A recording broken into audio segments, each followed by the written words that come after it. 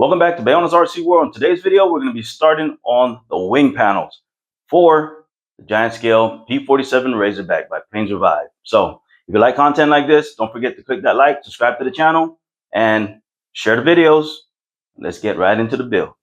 We're going to go ahead and start on the wing. I got the right wing panel plans on the build table covered with cling wrap, and I basically took out the ply parts. I got some of the ribs, or pretty much all the ribs, I just got pulled out from the box. I got the leading edge here, and I got all the main spars. So the first thing on the agenda is basically making up these spar doublers. So that'll be left wing or right wing, or whichever. And then these two will be the doublers.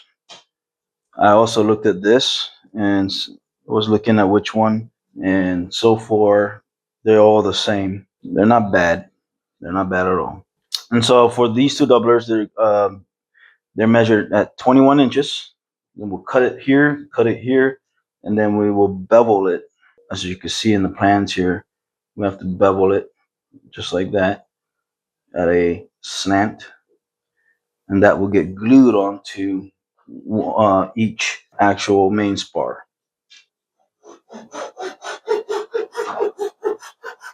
And that's one. I'll put my cut ends on one side. And that's two. Put my cut ends on this side. Okay. And then from here, we need to basically get that taper.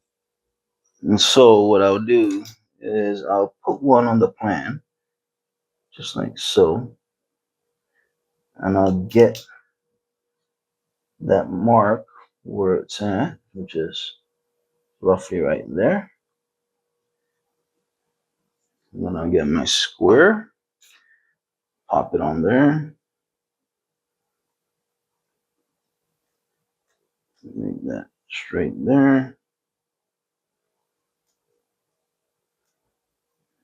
You don't need to do that, but and then I'll go from that line straight down to the corner.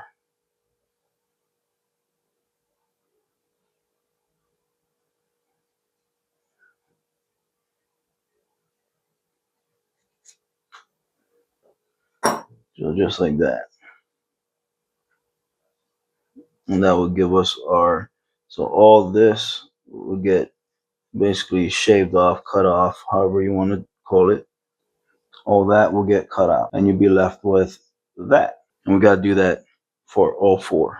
All right, so what I'll do is I'll do one first, and then we'll use it as a slight template. Just come over here and mark it all, and then just get the mark. I should put the cut line on the outside. That way I can use it as a guide. So I did some things off camera only because it took a while to do, and I just wanted to also concentrate on it to make sure I don't mess it up, especially the alignments and everything like that. And what I'm talking about is like the doublers that go on these ribs. So we have doubler 5A and 5B on rib number 5. Rib number 6, we got 6A and 6B. Okay, and we also had to prepare some of these things. Like for rib 5, we actually had to cut. I didn't do it to this rib here. So let me go ahead and pull this rib 5, and I'll show it to you. Okay, so this is rib 5, and so what you're supposed to do is take 5B rib doubler, put it over, and the balsa port here, you need to cut this off. So you need to cut this, and this whole piece basically comes off. This is gone. Okay, and then from there, you look at your plans. Depending on which side of the wing you're building, you follow the location of 5A and 5B doublers. That gets glued to the rib. And so in this case, I don't see the plans for the left side. 5A is in the inside. So, and then 5B is in the outside. On the right wing, 5A is on this in the inside and 5B is in the outside. You actually have to look at your plans, make sure that you are putting your actual doublers in the right spot. We're going to go ahead and situate everything here and start gluing all the ribs at a 90-degree angle from the build table and utilizing some scrap 1/4 by 1/4 stock that we had for the horizontal stab and vertical fin to hold um, ribs 1B, 2B, and 3 up on the plans. First things first, on the assembly or the framing of the wing is to fit the inner training edge spar to the ribs from rib 3 to 6. Don't add glue, just fit it in there. Mine, this one is pretty tight, so it's so tight that they're getting out of alignment here, and then it's going to be harder to get it really aligned later. There you go. That feels a lot better. No resistance whatsoever. There you go. That's 3, 4. This is 5. This is 6. You know, I need to make sure I can see this number. So this is 6B. Way better. Okay. Just go ahead and fit this over here. I'm not too worried about the true alignment just yet. Just want to get ballpark so that I can take this and sandwich this so it can be held with a T-pin.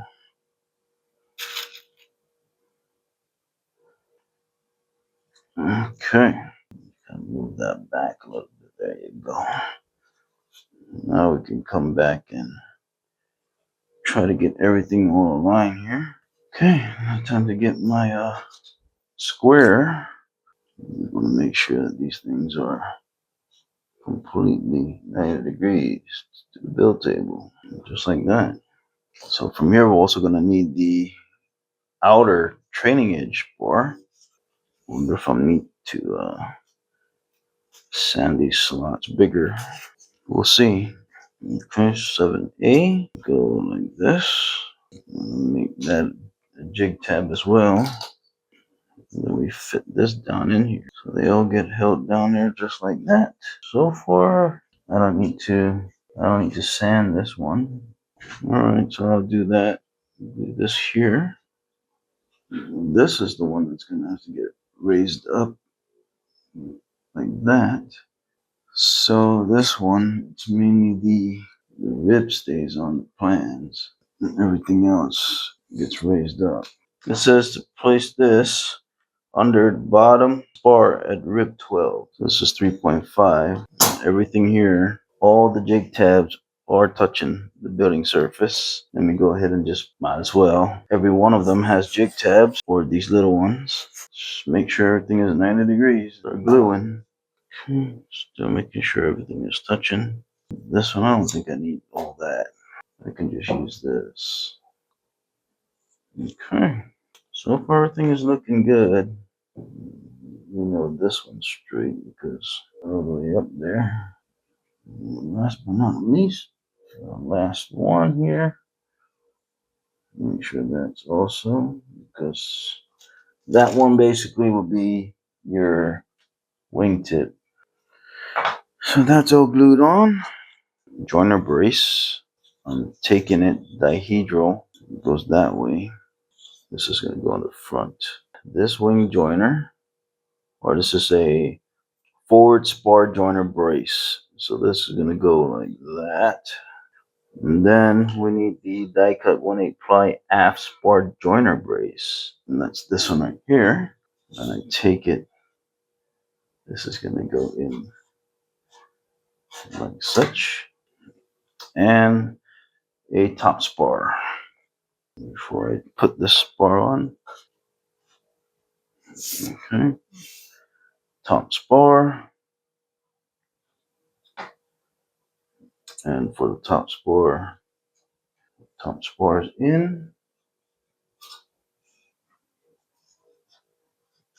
This one's kind of high on this one, so what I'm going to do is gonna notch this out just a little bit more. There you go. That feels way better. And so this will go in the front like that. And of course 2.5 will glue like this. And then you got 2A. I will also glue to that. And 1A. I will also glue to this. And we also got to glue 2B, which is back here. I'm not worried about that. And you got your 1B, which is going to go right here. And then it has a doubler or a wing bolt plate brace. And this brace also has a little bit of a dihedral thing going on this end right here. So this is going to go on the dashed lines, this, so it can line up with that. So we're good here. Joiner braces are in the right position. Just double checking, making sure, because we're next going to glue the spar to the ribs, but we're not gonna glue this just yet. Let's make sure that this is also 90 degrees. Put in, and then I'm just gonna come back with a little bit of medium. Gonna squeeze it in there. And I'm gonna do a little bit of kicker there and there to hold that one down. Now we move on to this side.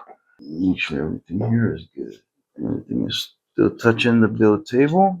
I'm not worried about that side too, because we didn't say to glue that. Just making sure that all this is straight.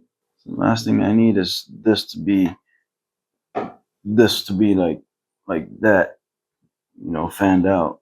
I'm gonna make sure that it's completely straight all the way through. Okay. So far so good. This one. Mixing up 30-minute epoxy so we can glue the forward spar joiner brace. When we do glue this on, gotta ensure that the hedral angle is this way. Okay, so that's very important. Make sure you don't do the dihedral going this way, because it won't work. Left wing and right wing to meet up like this, and then bam, to create the dihedral. So I took off the clamps. The forward spar joiner brace is completely glued on. All the excess epoxy in between the spars has been cleaned out as well prior to it drying. And so we're going to do the same thing, but this time for the aft spar joiner brace. This is going to get epoxy here all the way to the here on both top and bottom spar as well. Then we got to clean all the epoxy residue in the inside. That way the spar, the wing joiner, actually, once we laminate all these three, can actually slide all the way through. Let's go mix some more epoxy in this one. All right, guys, so we can see we got all the clamps on there. That is the aft spar joiner brace that is being epoxied onto the rear portion of the main spar. While that thing is drying anyways, just can't really do much until that completely dries. So I'm going to take a few hour break here. It's gonna be a few hours for me, but like seconds for you guys. That's why it's pretty cool being on the other end, just watching. But when you're doing all this, time either drags or it's just too short. You know, we still gotta we still gotta do life in between all the builds and all that stuff. So okay. Oh man, tired. All right, we're done.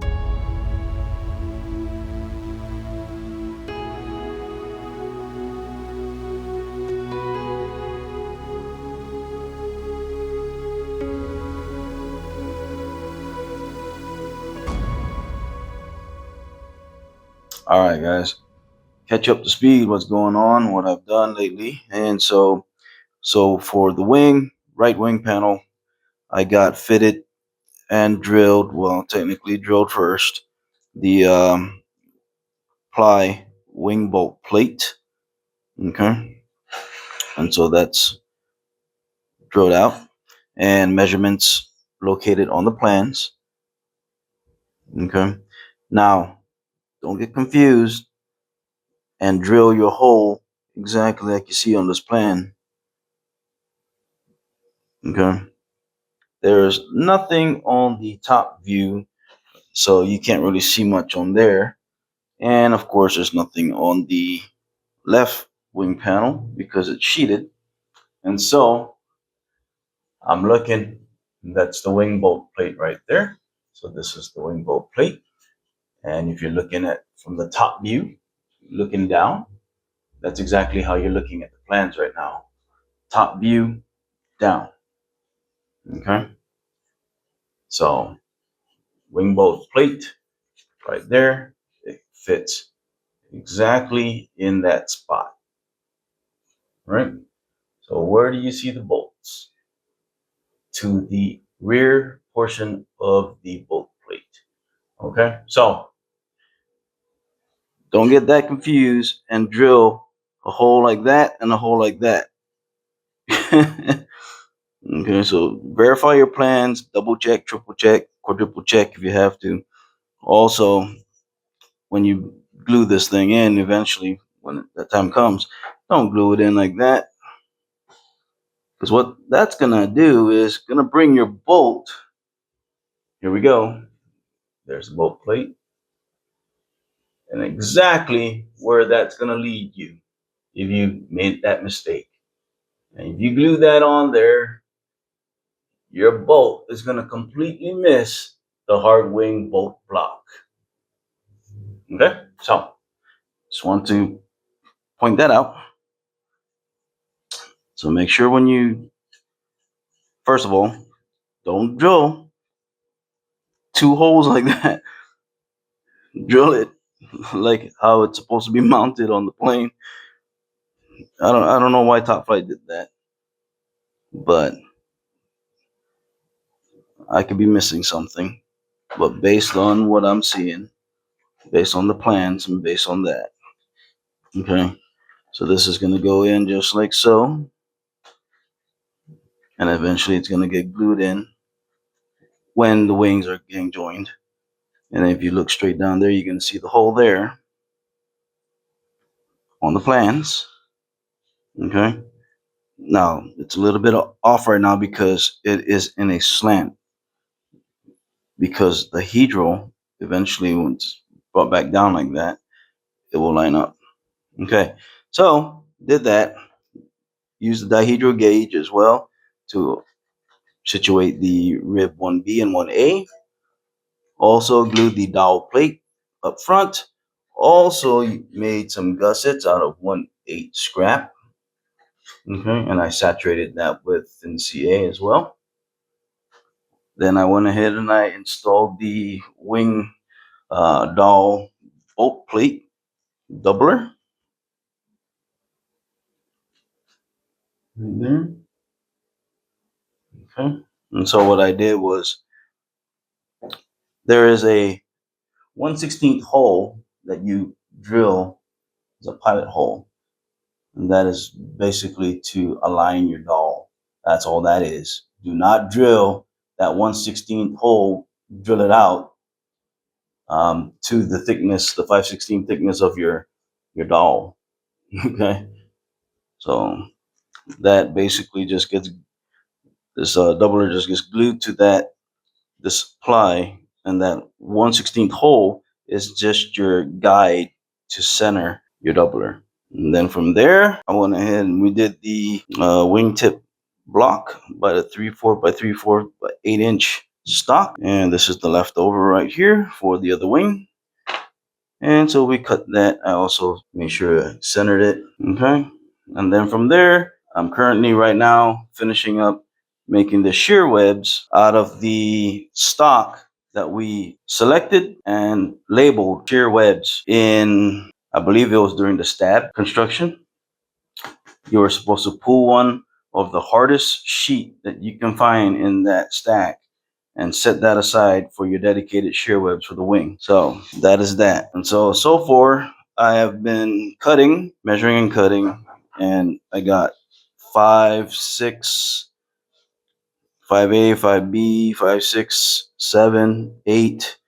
And right now, as you can see, I got 9, 10, and 11. Just need to go ahead and glue it in. Plop. And this one will get put on right there. After the shear webs, I believe it is sheeting the top of the wing. Jeez, we're there already. Getting ready to sand the wing so we can get the wing pretty much ready for its first sheeting. And so I got brand new 80 grit sandpaper put on my T-bar sander. This is only an 11-inch T-bar sander. Would be nice if I had the longer ones, but it is what it is. And so what we'll do is just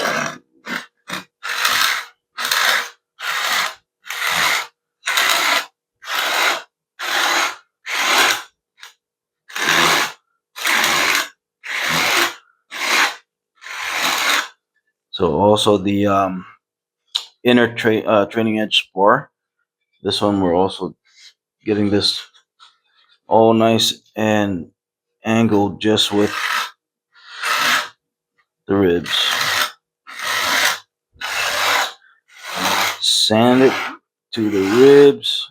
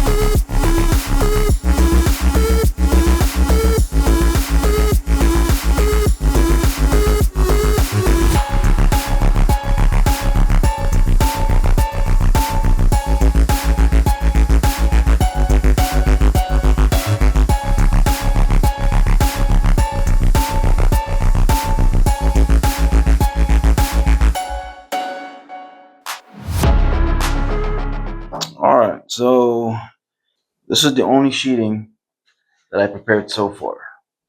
That and maybe another leading edge. I was thinking of making this one the for the backside. Might as well maybe do it like that. But yeah, so far it's the only sheeting I actually tailored to the wing. As you can see, I got the wingtip area right here cut out. The whole front leading edge is cut and beveled slightly to accommodate the angle going in to the leading edge like that. Okay. Let me see here. Let's put this to the side. And so, for me to do that, I made a template. Me and templates. I just love templates. So I made me a little template here. So just out of this cardboard, keeping the leading edge straight and simulating actual, sheeting. Made the template to fit really tightly against this leading edge block, wingtip block. So made a template, went ahead, plopped my template over my sheeting, marked it out, front leading edge of the sheeting, butt it up against the actual leading edge, just like that. You push it straight down. And from there, every single edge of the sheeting is resting on this front leading edge all the way through. And so when we're ready, we're going to do it just like this. And then we're going to wick in thin CA right here at the leading edge. And so once I test fitted this, I did the same thing. I laid it down and then I trimmed the top piece right here that meets the main spar. Okay, so I just found marks and then I just took my straight edge ruler, plopped it on there, and I made my cut. That way it's somewhat half and half on the main spar. So half the front leading edge sheeting, and then it'll be the other remainder will be for the back. I also drilled out my airlines just in case. So if I I get electric or pneumatics. If I get air retracts, then I already got the ribs drilled out, and it can accommodate the airlines. So yeah, so if I did get the Robart retracts, and it's just a drop-in fit right in here, airlines just go right there. So the wing has been pretty much sanded. You saw that earlier. So we sanded everything with 80 grit sandpaper, make sure everything is all nice and flush. So if you were to take sheeting, you kind of like plop it on there and you kind of look, see how that trailing edge of the flat, how everything is just touching the sheeting. And that's when you know everything here is nice and flat. It's all good. So one thing you don't want to have is something like a glue buildup or something, or maybe a higher rib or whatnot, and then your sheeting buckles or kind of has does different funky things. You want everything to be nice and smooth all the way through. And so I got tight bond in here. All I did was transfer my tight bond into the small little Bob Smith's CA container, and I can put a little applicator tip on there, and I'm able to go in and put Type bond all up here. Because this is a bigger wing, there's no sense in using medium CA on this, because by the time I get halfway through, the CA over here is going to start hardening up. So can't afford that. So we're going to use Type bond. We're going to use CA for the front leading edge to lock it down, and then we'll use Type bond for the rest. But that's the plan. That is the plan. So everything is all sanded, ready to rock and roll. Yeah, sorry guys, because I've been in my neck has been really killing me the past 2 days, and so I actually I slept all day Father's Day. Sunday is Father's Day, and I was supposed to go to the flying field and fly the Mustang. I just couldn't. The pain on my neck was just so intense that I ended up taking medication, and then I ended up going to sleep. So I slept all day. So it is what it is. I'm still kind of feeling that. I took ibuprofen right before dinner, and that's where we're at now. It's this constant looking down thing. Every time I look down to the building board, it's so painful. Holy crap. It is what it is, man. So I'm debating right now if I'm going to sheet this, or am I just going to start knocking out all the sheeting as far as just putting them all together. Because once we sheet this top wing, I think it's time to build the left side, the left wing. When this thing was on the plans, it looked huge. It looks like a 60 size right now at this point. I guess because I'm so used to just looking at it. All right, so I went ahead and I sealed the whole front leading edge with thin CA all the way to full length. So the leading edge is locked down. So what I'm going to do now is, utilizing my Type bond, I'm going to try to put Type bond with this applicator.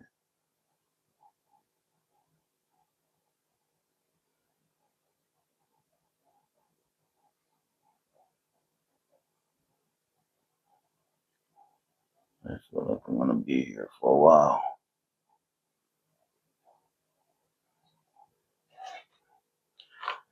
Maybe if I shorten that up, maybe.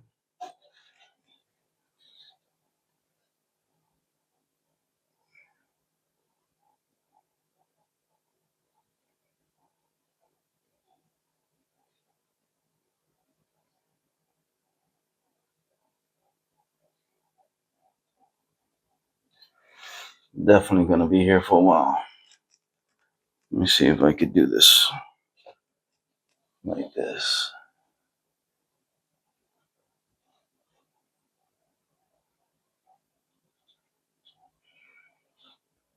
That's rough. Ooh-wee. Okay.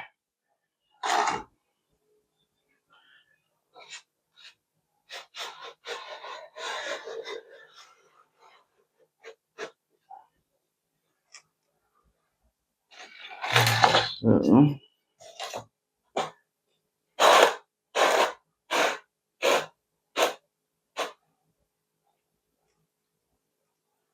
I need a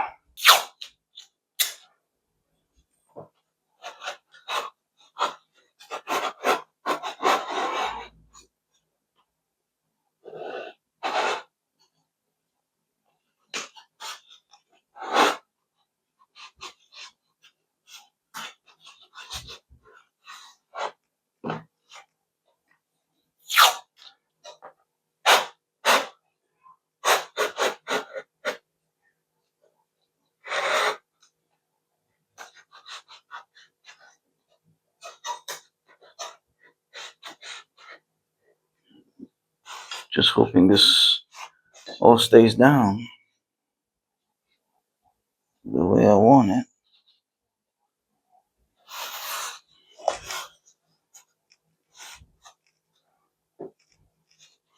So I'm just cleaning off the excess tight bond. It squeezes out so that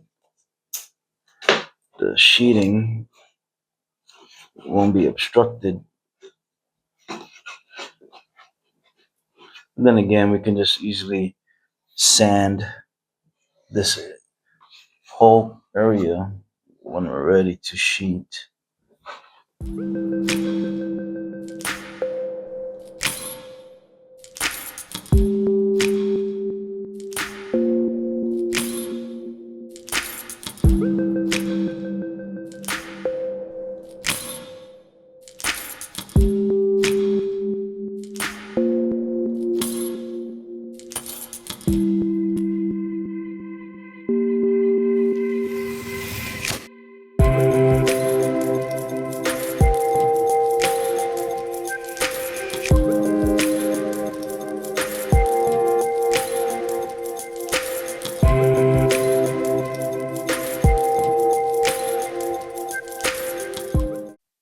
All right. So what you can see in front of you is rib number 5, and that's what we're going to be starting off with. And based on the instructions and all, so what we're going to do is take the laser cut ply 5B. We're going to lay it over rib 5, match everything up, and this section right here that you see all these marks and stuff, we're going to be cutting that out. That's no longer going to be there. Okay. So that's the first thing on the agenda, is cutting this thing out. And for the most part, kind of cheated because I kind of started on it already. We cut this piece off and this gets discarded. You're no longer going to need that piece. Okay. And so the next thing we're going to do is we need to laminate rib 5 and rib 6. This one here, you're going to have to look at the plans and ensure that you're, whatever side wing that you're building, you place the proper laser cut doubler in the proper location. With 5A, rib 5, 5B is towards the wingtip. So that's this way, this being the front. And then 5A is towards the root. So it's like that. Now, if you're building the right-hand side wing panel, then 5A, eventually the root will be this way. So the 5A will be on this side and 5B will be on the other side. Okay, so in this case, we're building the left wing panel. The right wing panel has been constructed already, and I did get some footage of that, but not much. I was having a rough time during the building of the right wing panel. A lot of breaks, a lot of pain and everything, and so decided not to record much. But anywho, let's get on with this one. Okay, and so from this Right here, as you can see, we got all the ribs laid out, and this is going to be the proper time to get all your center line off of the front of the ribs. Do this now. Don't wait until you glue this thing on. I did that again, and I keep saying it, that I'm going to do this before I actually attach the ribs to the main spar. I just keep forgetting somehow. And so from here, for each rib, you're just going to go and find center, mark your center line, and put a good indicator that that's center, either side. If you're gonna do both sides, and good. If you're gonna do one side, make sure it's all the same side. That way you can sight it down when you're trying to align the leading edge and stuff. Okay, don't put one on the left, put one on the right, one on the left, one on the right, because when you're sighting down, when you're placing your leading edge up front, you want to make sure that you can see a straight line. Okay, so that's about the time to start putting all the center line marks on the ribs. Also do that with the front leading edge. Get your center lines. Get it now while it's easily accessible, easy to handle, and all that. Because once it's already mounted onto the wing and it's glued in, yeah, it's not fun to try to go and measure while it's already on the building board and everything. You have to do what you got to do. And unfortunately, on the right wing panel, I had to do what I had to do. But this time around, no. Well, we're going to make this easier. And so I'm going to go ahead and take care of that off camera, because you don't need to see me do all that. And then we'll be right back. Okie dokie. So I went ahead and I just started putting all the ribs on the main spar. And so as you can see here on the build table, I still utilized all those jig blocks that we use for constructing the horizontal stabilizer and the vertical fin. And so don't throw those things away, because you're going to utilize that if you want.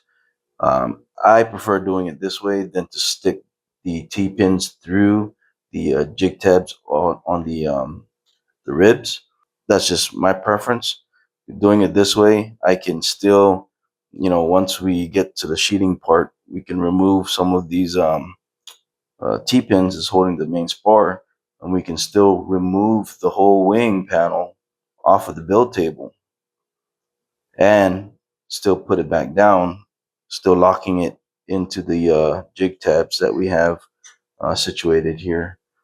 Now, if you were to put the T-pins through the actual jig tabs on the ribs, then you would have to go over there and pull them off one by one, and more than likely you'll break them jig tabs that's on the ribs.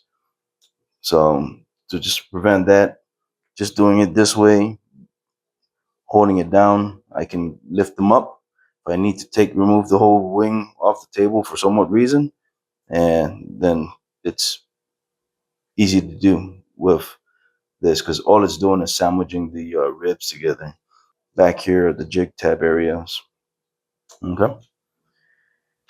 And other than that, yeah. So went ahead and I started gluing so far up to 7A. I still need to glue from 8 all the way down. So the next thing we're doing now is just gluing the ribs to the main spar.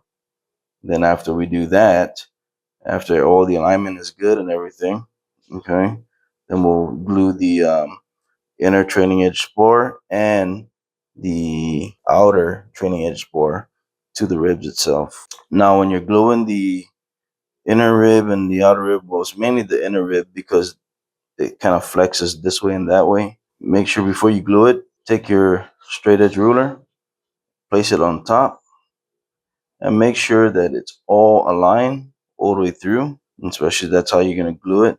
But sometimes, what I had to do was for the inner trailing edge spar, I ended up having to use my ruler and some sandpaper just placed in there like that because this fit really snugly into the inner trailing edge spar slots.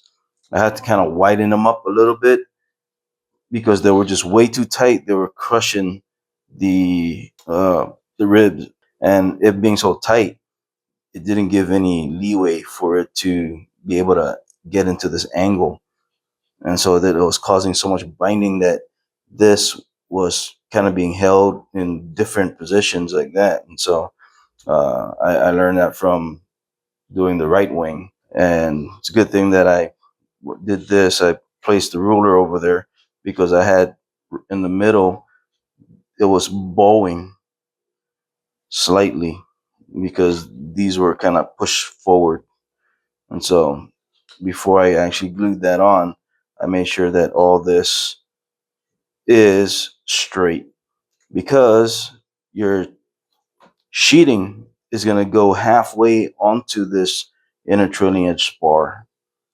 The other half is going to be a 1/32 and 1/32 ply and 1/16 balsa sandwiched together at a 1 inch strip that you're gonna cut down eventually to fit into this area. Okay, and so that other half of this inner trailing edge spar, that strip is gonna glue and butt up against the sheeting. So it's imperative to ensure that this is straight.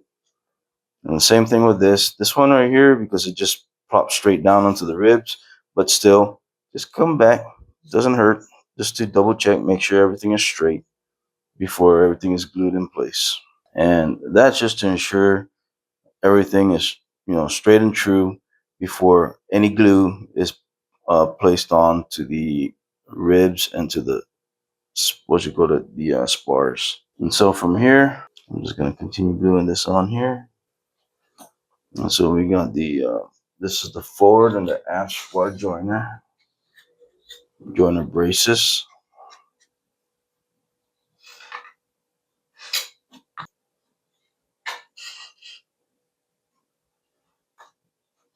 Place this down in there.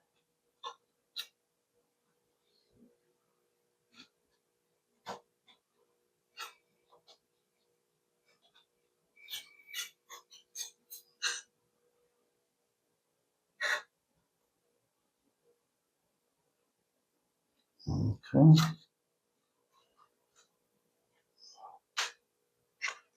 And this is the aft spar brace.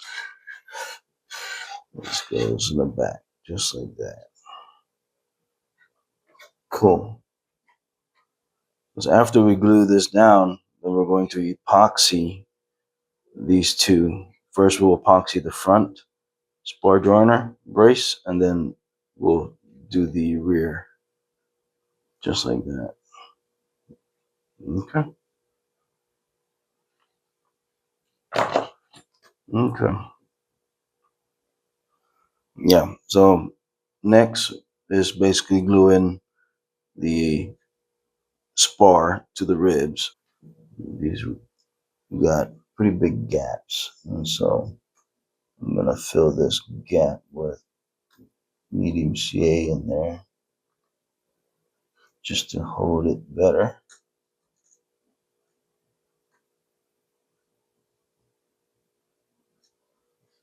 And then come back with some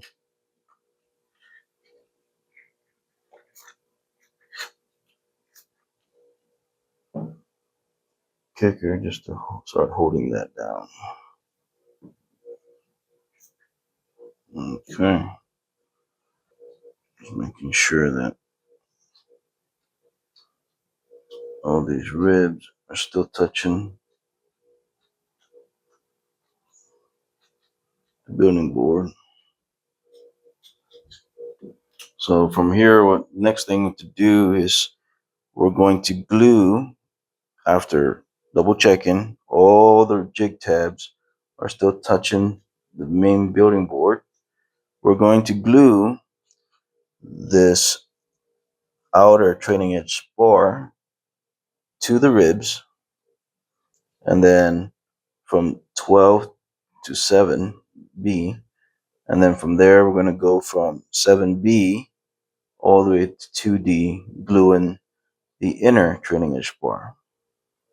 I actually got the leading edge glued on, and this time we actually had the center lines drawn, and that's that. You can see all the center line marks on the front of the ribs all the way through. So, yep. So from here, because we did everything else, now we're going to go ahead and glue, epoxy the joiner brace, the forward joiner brace. And then after that dries, we will epoxy the aft joiner brace, which is this one right here. Okay, so that's what I'm going to do. I'm going to go ahead and mix up some epoxy. I'm going to go ahead and start gluing that on there. Alrighty. And so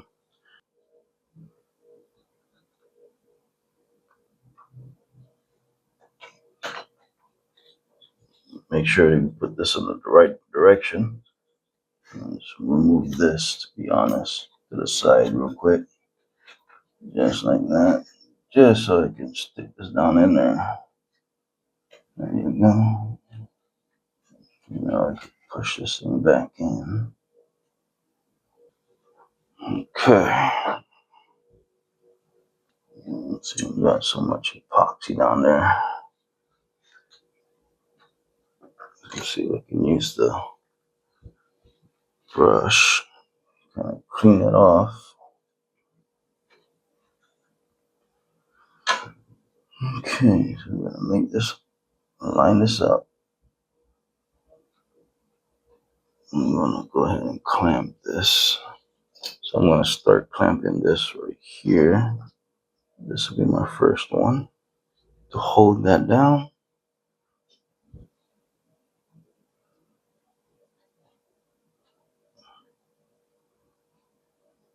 And this will be the other. If this could reach down there, that'd be great, but it doesn't. So I'm gonna have to use this one.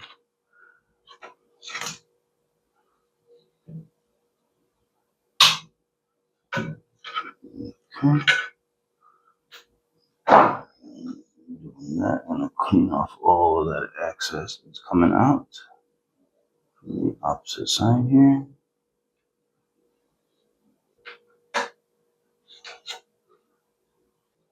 Okay, this one, I'm gonna use this side. I don't got any smaller clamps than that, so it's gonna have to deal with that. Okay, I guess that works. So I can use this for the top right here. I removed the clamps from this side. I'm mixing up some 30 minute epoxy so that we can glue the aft spar joiner brace. And for this one, we'll start on the bottom.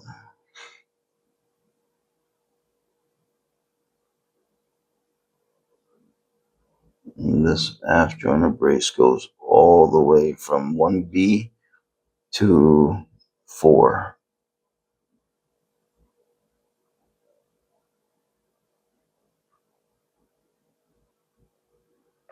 Okay. I'm going to go ahead, remember the angle. Make sure you got the dihedral the proper direction.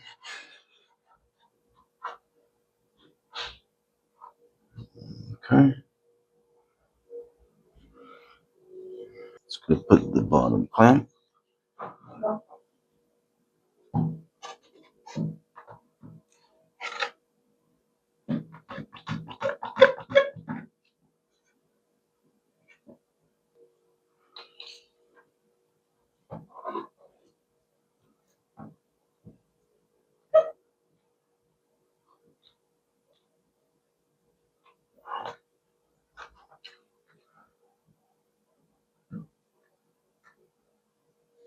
Did I rejoin on there? Yep, it did. Now we gotta also clean the inside. So, say like this. Just stick it all the way through until it stops. Clean it off.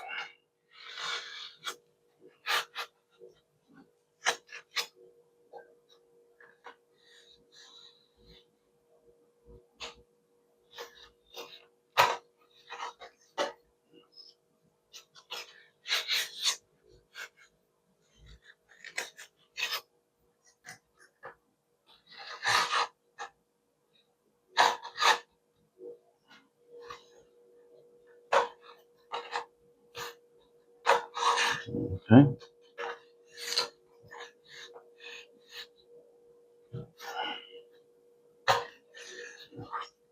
I think we're good.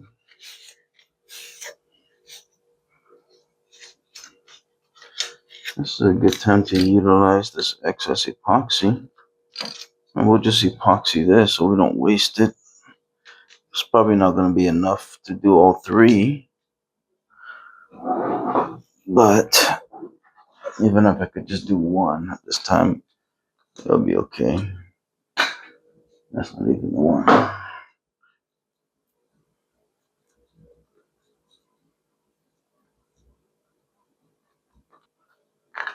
You could sandwich one.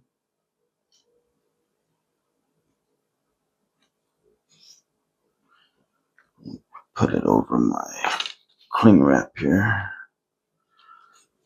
Push it down, kind of wiggle it in there.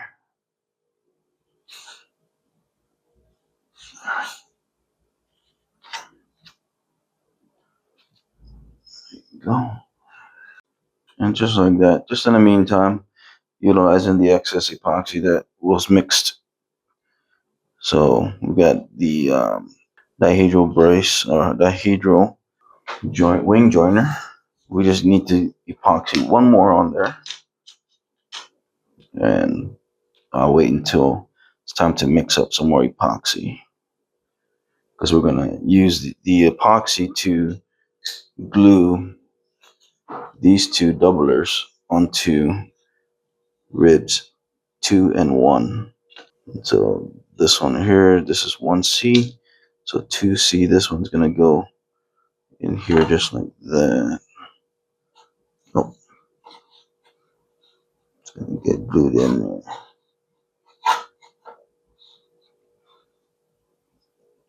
And it's gonna get epoxied in. And then 1C is gonna get glued from to the inside of 1B. So like that. Oops. More like this. Hey, there you go.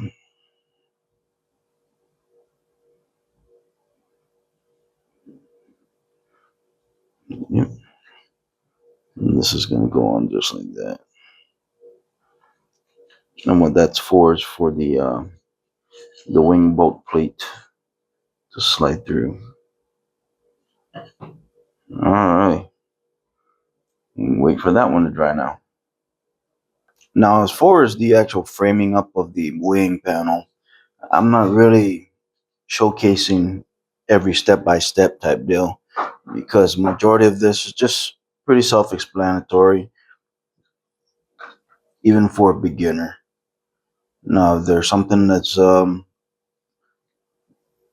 I think it'll be difficult or something like that, or just something to be mindful of, then I will come on the video and put my little spew into it.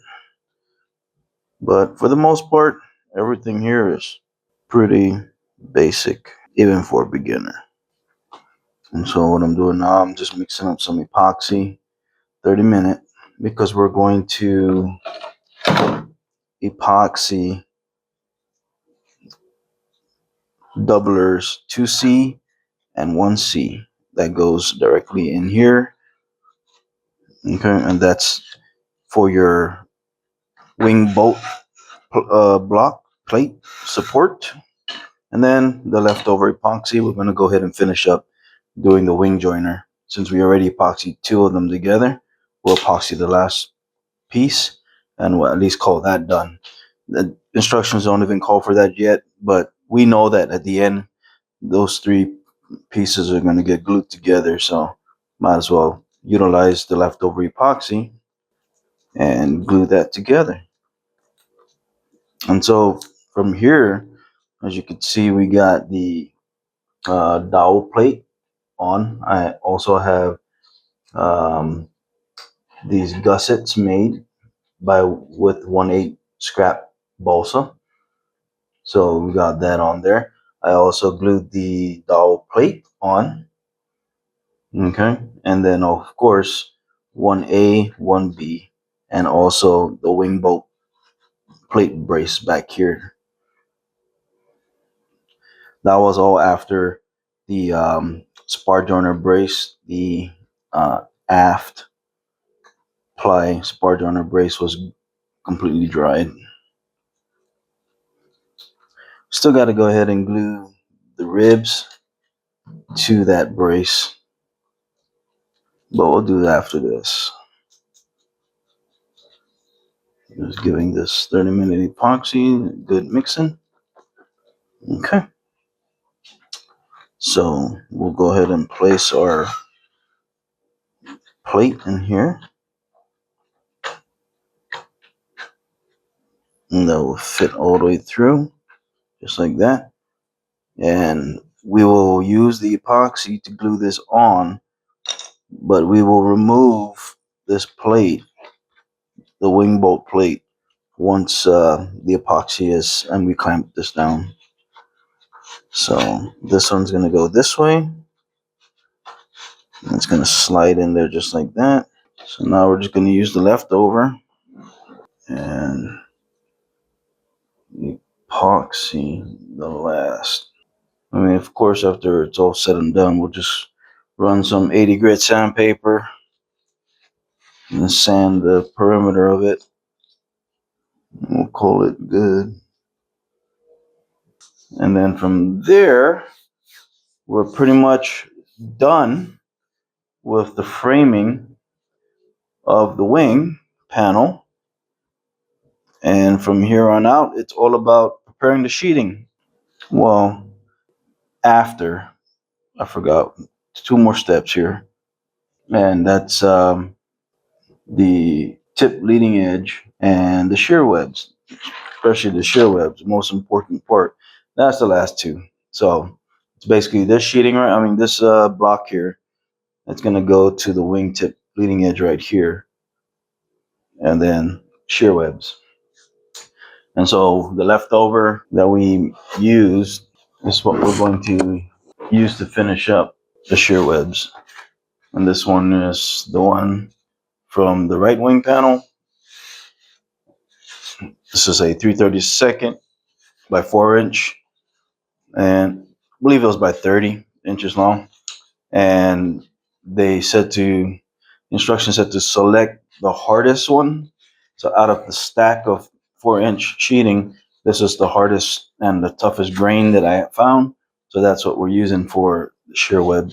And so for the shear webs, they're going to be going on from between 4 and 5 all the way to rib 12. Mm-hmm. And so how I normally do my shear webs is measure, since the wing goes from thick on the root and then it starts to thin out to the tip. So I'll put my sheeting down and I'll mark the top of this right here, the top of the spar. If I can get my pen to work. Top of the spar right here, like that. I'll just get my square and I'll cut that. I'll just get my square, pop it on there, and we'll cut this all the way across. And of course, so we got this side is good. And then we get the width in between, rib from rib to rib, like that. And so this one will be right about here. Once again, I get my square, pop it on there, just like so. Make sure my finger is out of the way.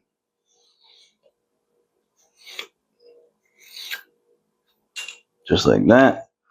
Then I bring it right back down in here. And from there, I can come back, put it down, and from there, we can trim from here to there if need be. If not, then good. Like this one, because it's fairly equal on this rib. When you start going down this way, it's going to start tapering. So you end up cutting it. Okay. So I got my first shear web like this, the grain up and down, not this way. Okay. Because for one, it's supposed to prevent crushing. And if it's like this, it's going to break. But if it's grain up and down, it won't crush, it won't break.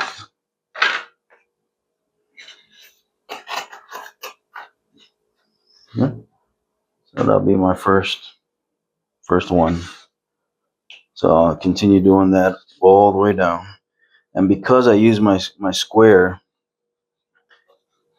instead of trying to cut this at an angle all the way through, like mark that and then come over here and mark this side and then cut the angle, instead of doing that, because then my sheeting, my shear web will end up, by the time it gets to the wingtip, it's going to be, the grain's going to be running this way, if you understand what I'm saying. So if I keep cutting it at a 90 degree, we won't have any issues. Okay.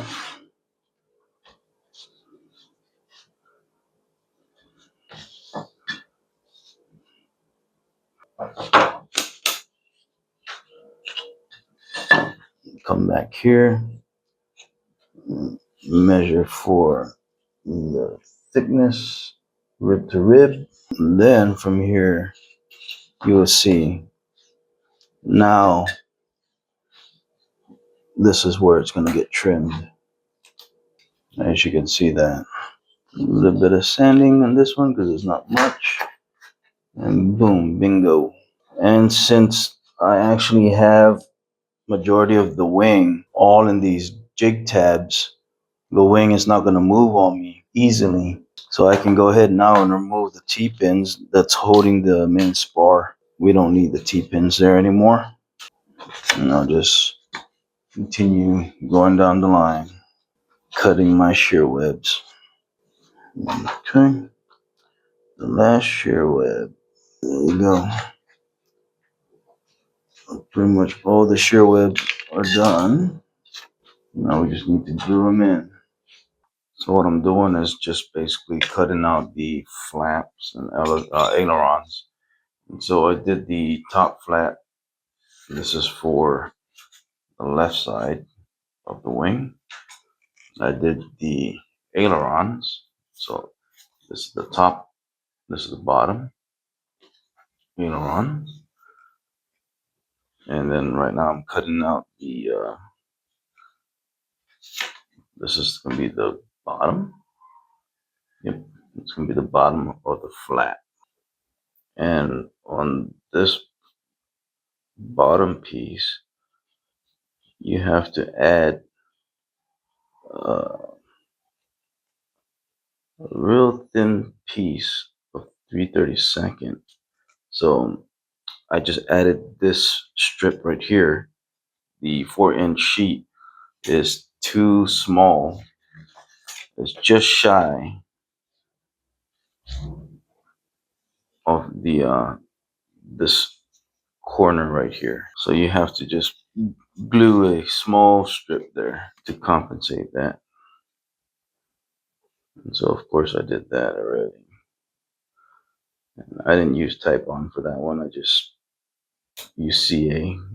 All the scraps, keep all your scrap, because like for example, this one right here is going to end up being utilized probably for the root trailing edge area of the wing. So I got this, I got other sizes as well. And if it's too short, you can easily, edge glue. So I put it in my scrap. And so like everything else I do, I always cut it before the line, and then I sand everything to the line.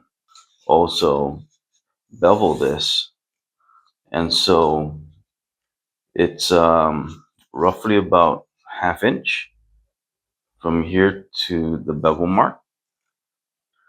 I just did this number, went to my 1/2 inch mark, and I drilled the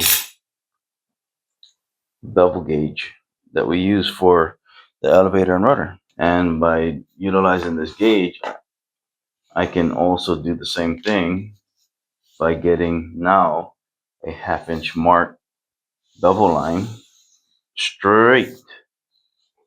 So I don't have to come over here and measure 1/2 inch, make a tick mark, 1/2 inch, make a tick mark, and then try to connect the dots.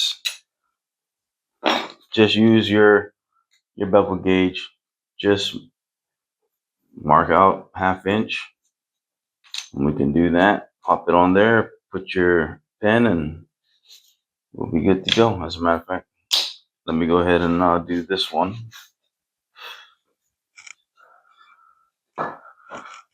Just like that. Hopefully my pen has ink. I don't know why it was being a butt. Okay, so this is the inside. So we'll put it like this.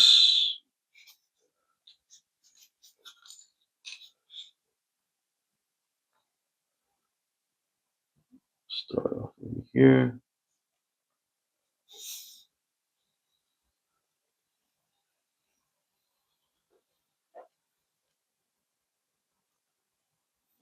Of course, I can see that, but why is my pen running out of ink?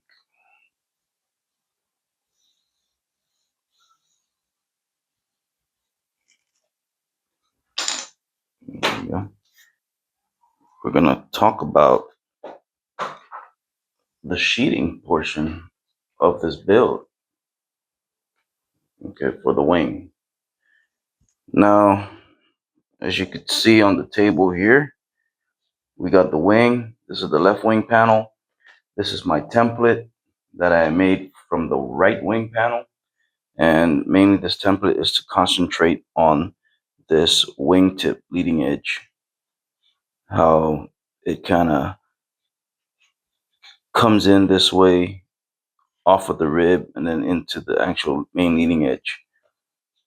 Because whatever this cardboard is doing is exactly what my sheeting is eventually going to end up doing. And so I want to make sure, especially in this area, that it is touching the leading edge. I don't want it where I have a gap here and then it starts touching the leading edge here, or vice versa, where it's touching so much here, but then it kind of angles in a way that it's moving away from the leading edge. I want everything to be where it's touching from here to here. It's really leaning up against this leading edge. Okay, just like that. And to also include this little notch area, because this little notch area is the one riding on rib number 11 all the way down to the front of the leading edge. So just like that. So all this needs to be perfect if you expect your sheeting work to look halfway decent. Okay, and so I got my sheeting. This is not sanded sheeting. I just edge glued it last night, and this is edge glued with Type Bond. As you can see, my pen marks from the underside, and unfortunately, my ruler that I have on hand only goes up to 34 or 36 inches, and this is a 42-inch sheet. So to true this up is a little difficult because I can't go from one end to the other to make sure that everything's all straight. And so I had multiple fails utilizing this ruler. I need to get a longer one. And so I had to subject myself to utilizing my huge level. This has seen better days, but let me see if I can scroll out there. I'm utilizing this end right here when I propped it on a table, and I go from one end of the sheeting, line it up with the other end, and you can see exactly where the sheeting is off at. And then from there, I just take my Sharpie marker or pen and I trace the whole outline, and then I sand it to the line. And so as you could see on this one, I didn't get rid of a lot of the pen marks. So eventually when I sand this, hopefully it takes it off. If it doesn't, then I'm going to use this side of the sheeting.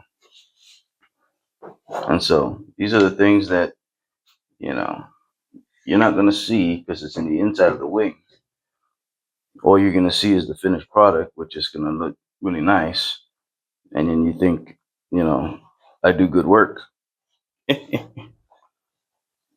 the illusion. No, I'm just joking. But yeah, so I will put my sheeting on here, make sure that we are good on one end, also good in the other, that we have enough material. Also true up the front of the sheeting so that it really lays against this leading edge. You don't want any gaps whatsoever in this front sheeting. Okay, you want it to be as tight as you can, because if you have a gap and you're trying to blend this leading edge into the sheeting during final sanding, eventually if the gap is noticeable now, the gap is going to get even bigger when you start sanding because it's going to separate. Okay, so get it nice and tight now while you can. You are in full control of this part. Don't settle for less. Keep doing it until you get it right. If you have a gap, don't be like, oh, I'll just fill that in later, or use a whole bunch of medium C or thick CA and use a kicker to build up the bridge between the sheeting. You know, don't do that, please. Have a little bit more pride in your work and just do it right. So butt it up, true it out first with the your straight edge or whatever you got. Do what you got to do to make it where you got a nice tight fit. And of course, I slightly beveled this front end. Maybe 30 degrees less than, just to accommodate the angle when it goes down in there. Okay. Now, if you don't bevel it and it's just a 90-degree angle, the only thing touching the front leading edge will be this very tip, this very edge of the sheeting, the top side. This bottom side ain't gonna be touching anything because it's not laying flat. So you want to give this a slight bevel so that every front face of this edge is glued onto this leading edge, if that makes any sense. Okay. So let's go ahead and pop it on there. And this is just my rough, face. So I'm looking, making sure that there's no gaps. In this case, I see a slight gap right here, from here to here. That means something is not straight here. It could be my leading edge, okay? And there's nothing you can do about that at this point because it's all glued to the ribs. So you're gonna have to shape your sheeting to conform to this leading edge. So I'm looking at it, I'm thinking, okay, I probably can sand from here to here, sand it straight, and it should lay this closer. So I'm gonna go ahead and just do that right now. And it's not gonna be by much too, so. You wanna take it little by little. You don't wanna take off too much because you can't replace, it's harder to replace the material, especially that fine of a piece that you had taken off. Okay, I think this will work. Looks way better. Okay, and the other way to check that too is to put your tape on there and pull it towards the leading edge. If you got a nice good tight butt joint or contact, then you're good. So right now, by pulling it closer, tighter, I can see that my sheeting is doing really well. And the only reason why this is not touching is because this thing is still not cut. So we got to cut that. And so, like I said, double check your stuff here. And the cardboard is acting as my sheeting. So I'm going to lay it down as well. Tuck it into this leading edge.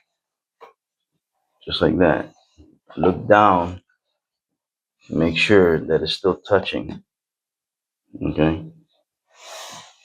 Everything is the way it is. And so you take that, put it on your sheeting, make sure it's, really aligned the way you want it, and then go ahead and trace it out. Now all we got to do is cut this. And then when we do cut this as well, this front edge here is going to have to kind of bevel slightly. And so you don't want to cut it directly at the black line. Cut it before the line and then bevel it to the black line, if that makes sense. Because if you were to cut it exactly at the line and then bevel it, you're going to bring this line further back. Then you're going to have a gap. Okay?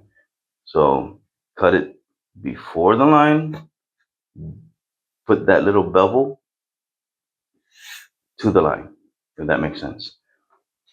Okay? So I'm going to do that right now.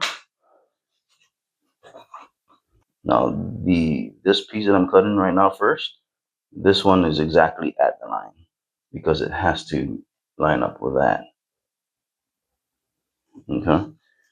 And then from here, I'm going to go just slightly before the line, maybe about 1/32, because the bevel is not going to be very drastic. Just a slight bevel. And if you're good, you can also cut the sheeting with the bevel by angling your blade. Okay, so if you see, I cut before, and then from there, I'm gonna come back and we're gonna slightly bevel this to that line, maybe at a 30-degree angle, maybe, keeping it nice and even.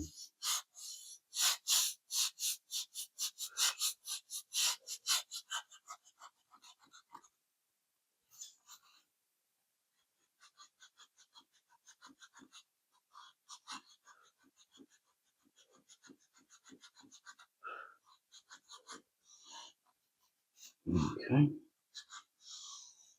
I'm not gonna make the line disappear. So just like that, it has a bevel to the line.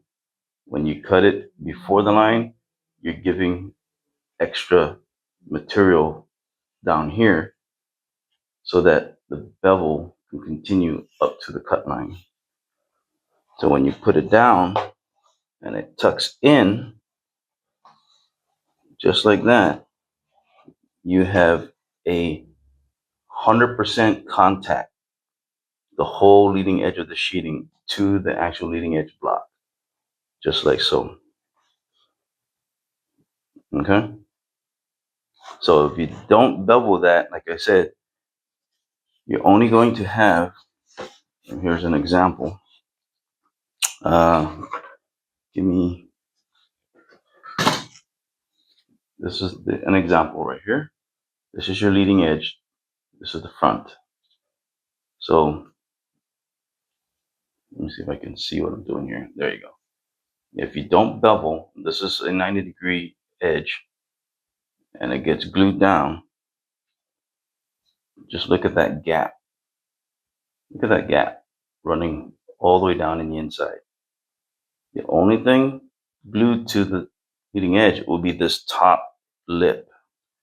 But if you were to come back and give this a slight bevel, nothing drastic, just like that. Okay. And then this comes down. I'm trying to do this by looking at the screen. Okay. And then it comes down into the leading edge. Just look at that now, the difference. You got all that material glued to the leading edge. Okay. Just want to share that with you. So I got my prepared sheeting right here. And what we're going to do now is lay the sheeting onto the wing. Even if I true this end up, I won't be able to use it like such because of the slight bow of the sheeting going downwards. I mean, it can get as close. Right here is good from here to here, but this one right here has that gap, and I don't like that. Even if I were to use it, which way was this way? This one is more promising. It's all straight. You know, I might just use this side then. But not all the time it's perfectly straight. It has a little bit of a gap. Maybe if I just sand a little bit.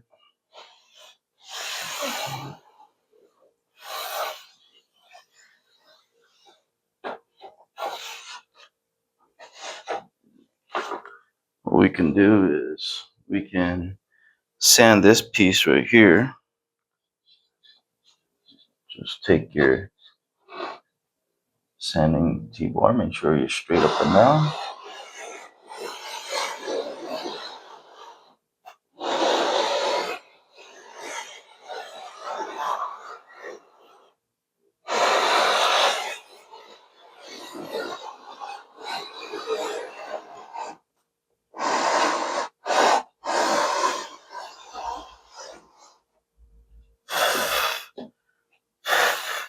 Sometimes it's just as good as that. We don't know till we try it out again. And look at that. We got a better hang joint. A little bit of pulling tight towards each other. I think we're good. Yeah, it was just like that. And that's all it needed, really. Push it tight. Okay, I guess that made it easier. I mean, not all the time do things just fall in play like that. Most of the time, I have to use the chalk method and all that other good stuff just to get it aligned.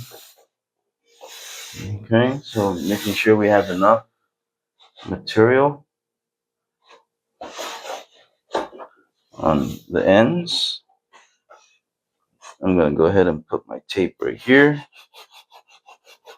I'm going to pull my sheeting tightly against the other sheeting,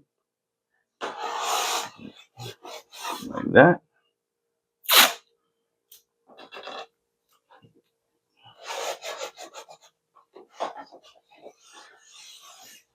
Same deal with this side.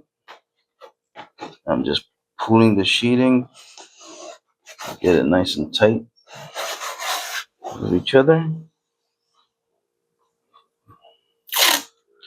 And what I'm doing right now is I'm trying to, because I need to get this thing aligned so we can properly trim the area where the flap is at.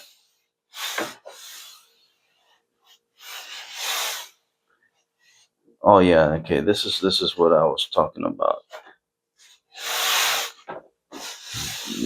Because we want it to be like this. There you go. I knew there was something where I had to trim it, and that's where it was at. Because of this, the curve of the airfoil, the wing, the ribs, the main spar bows downwards like that. Kind of both sides go to a taper.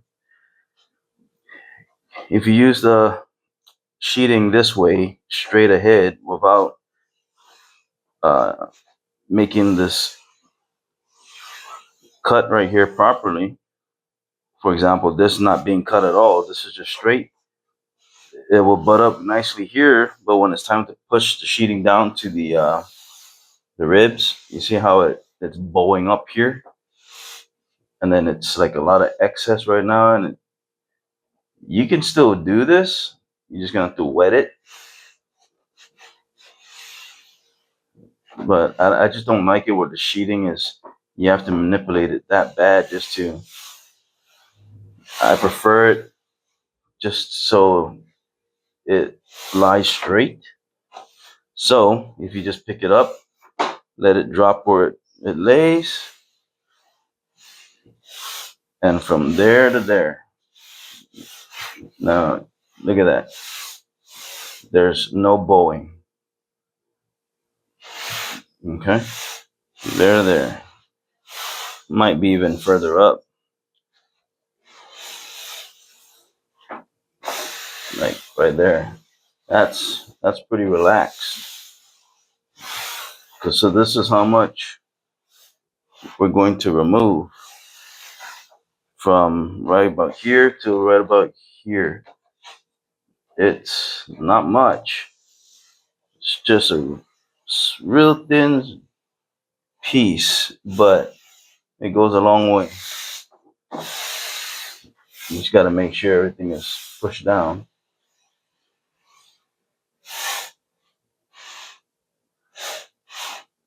Okay. So what we're going to do is I'll do the chalk method there.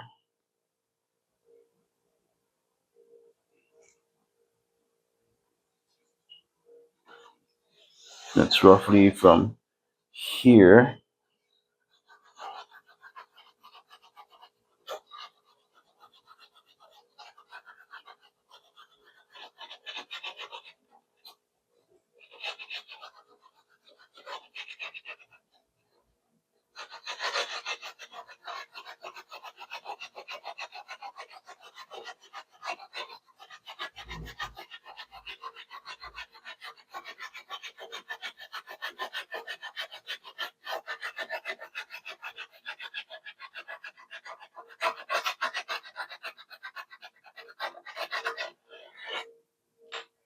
Okay.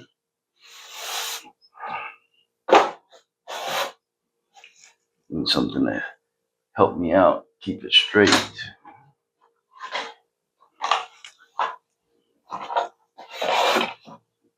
Okay.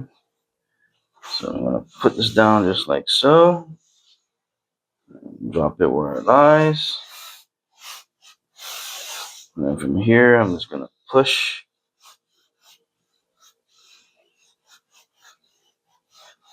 And then seam.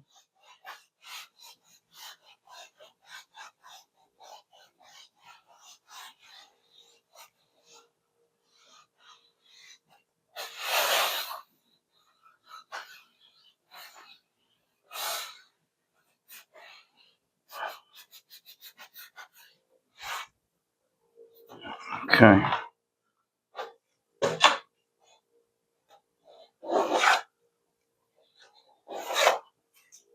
That should give us our location where we need to cut. And there's our line. You can't see it on the camera, but it's there. Hold on, because I hate this because my neck is hurting it right now. Whew. Oh man. Where did my, there we go. Alrighty. So I'm gonna have to look at this with the light off, but I don't know if you can see. There you go, maybe you could. You see the line? It's a real faint line, but it's there. There you go. If you look at it this way. That's how I will be looking at it and drawing my line, tracing it out. Okay, so all I'll do is I'll sight it down.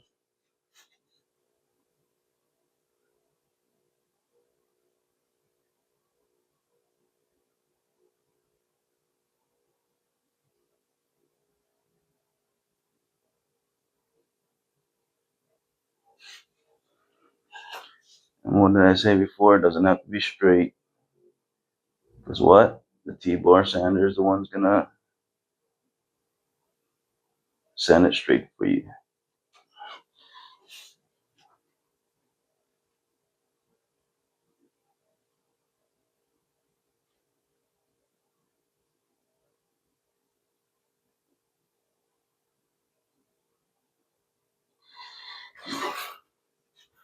But if you can get it straight, then awesome.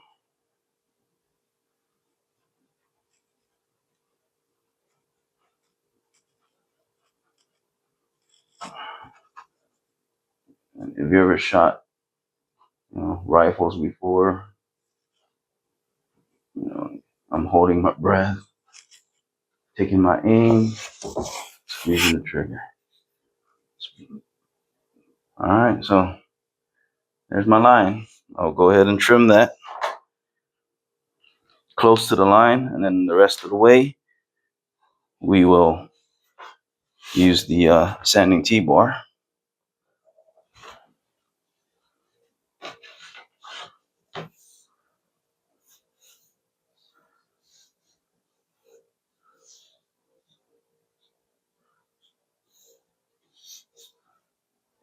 I will just cut right there and let the sanding T-bar do the rest.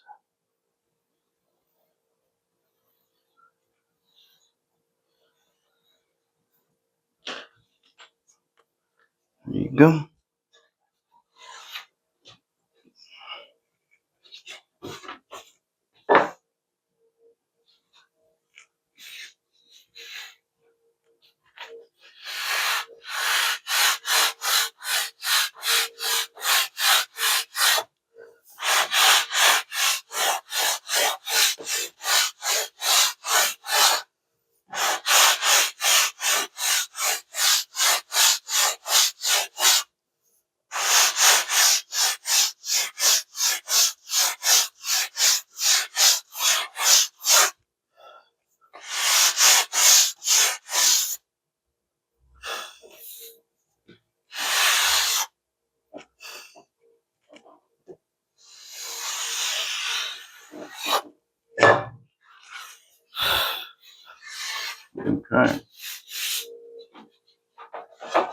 just hope that that's the one.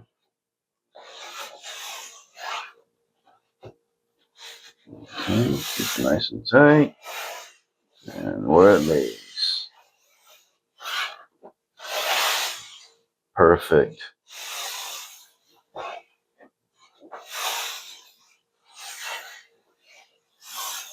I need my tape to hold it down.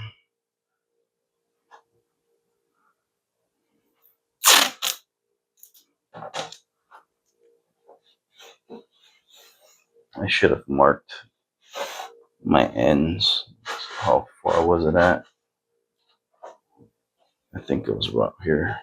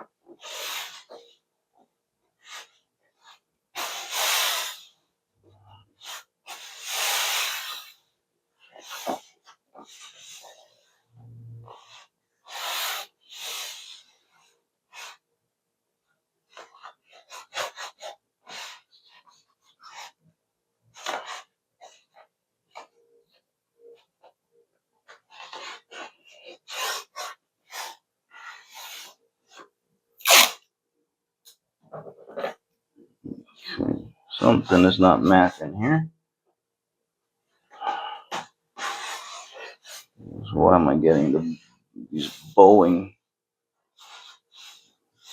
We're not supposed to have any bowing.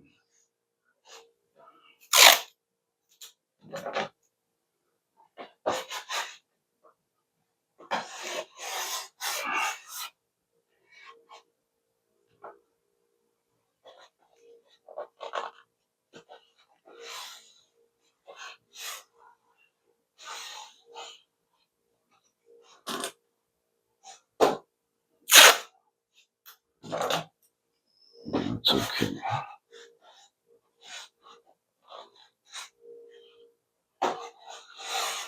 It's okay because it is a tight fit all the way through. So we're getting a nice seam, invisible seam.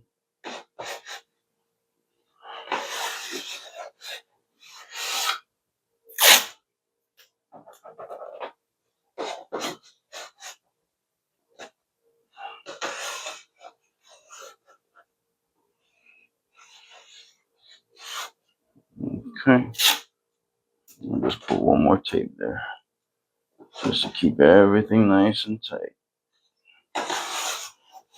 And at this point, I'm not gluing anything down right now. We're just making sure that the sheeting is where it's supposed to be. Okay.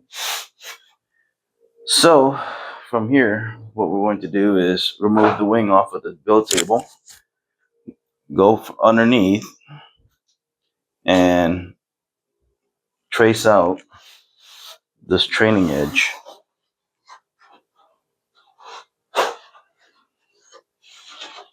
And this is the reason why I love these using these jig tab things. It doesn't call for that in the instructions for all the ribs. It just calls for it for, I think it was 2A and 2B, if I'm not mistaken. Okay, and so from here, this is what we're going to do. We need to, when we cut this, on the aileron side, we need to be at least 1/8 past the aileron trailing edge. And on the flap, we need to be in between the trailing edge stock. So if we can cut it where the sheeting lies right in the middle of this trailing edge. That way the extra 1/16 ply piece strip can get edge glued to the sheeting and then also glued down to this trailing edge. So to do that, this is how I did it. And preferably I have my big cushion out here. As a matter of fact, let me go ahead and get that because I don't want to start digging up the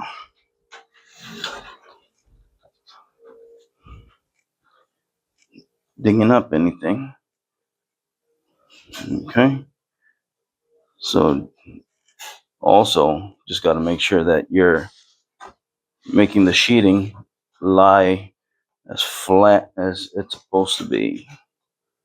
Just like that. And so for this side, I will just trace exactly where this trailing edge is at.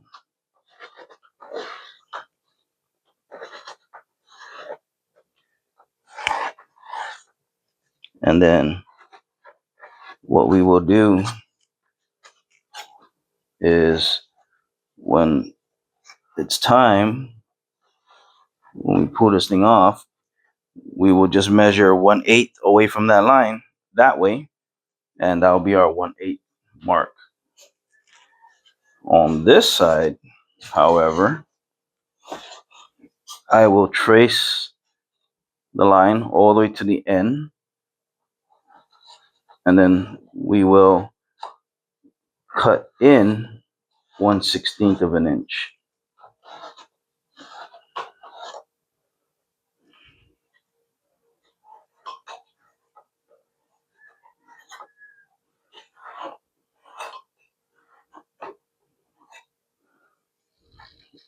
Okay.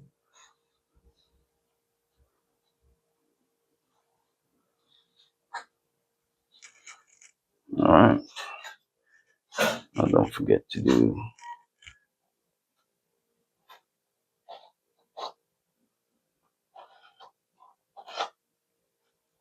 and then I'll just divide that. All right. So just like that, got it all traced out. So like I said, this one 1/8 more, this one 1/16 less. So hopefully we can get that kind of right smack in the center. All right. And this is the reason why I wanted this to be very tight, as it would be glued on. Because if it was somehow like not really butted up tightly against the sheeting, and I'm trying to get that accurate, trace line, yeah, it's not going to work if this had gaps or if it wasn't where it was supposed to be. Okay, so as you can see how tight that is, if you're looking at my seam, it's tight against that. Okay, so I'm going to take this off. I'm going to go ahead and make the adjustments. 1/16 in on the flap, 1/8 more on the aileron, and then I'll cut it. We'll come back. I'm just going to cut this one right here.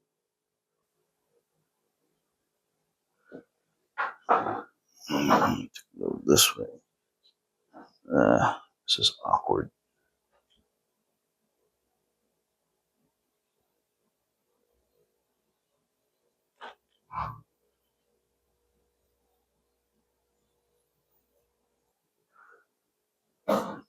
And then we can go ahead and sand the rest.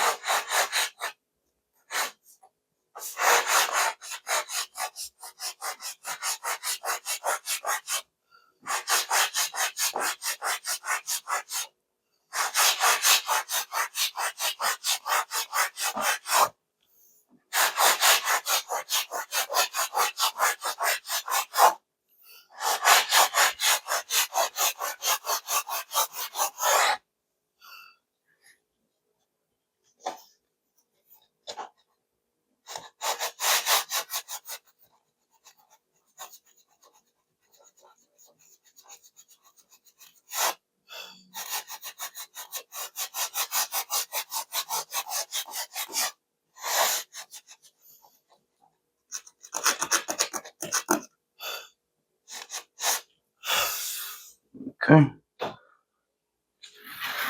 that's our cut.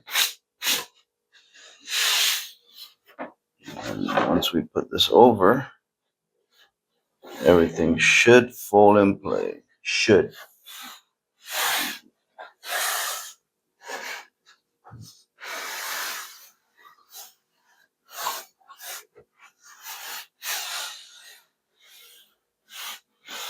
If we have to make adjustments and trim it, then that's what we'll do.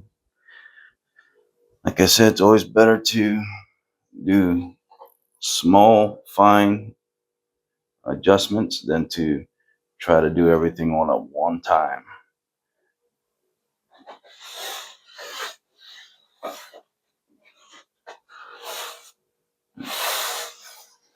As we can see here, I could go,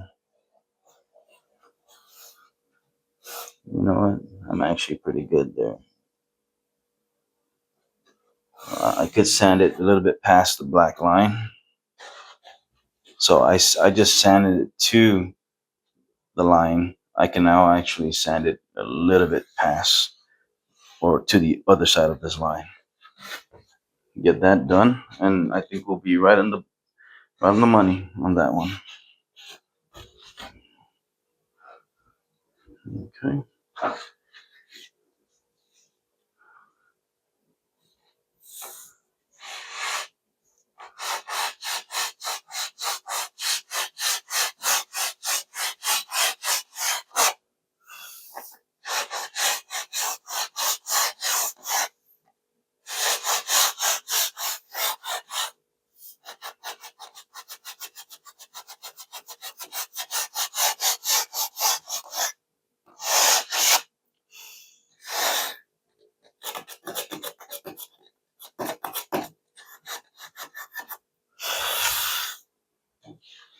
Okay, we can try that.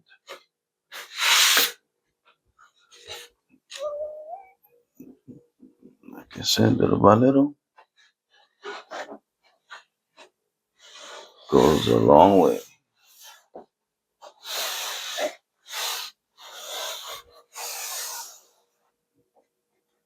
Oh yeah. Now we're talking. Yeah, we're good here.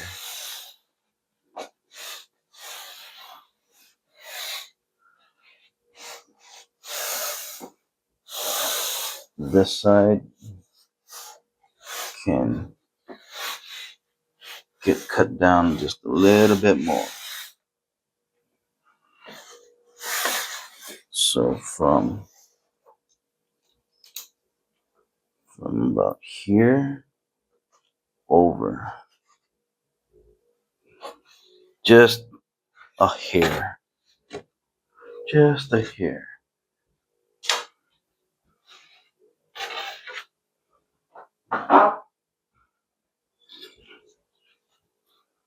Where's that mark from here?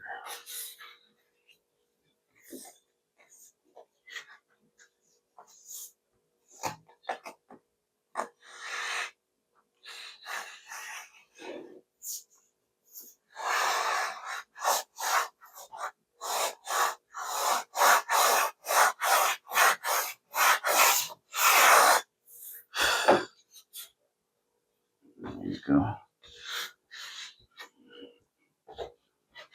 I believe that's it. And to confirm that, we will get the sheeting nice and tight.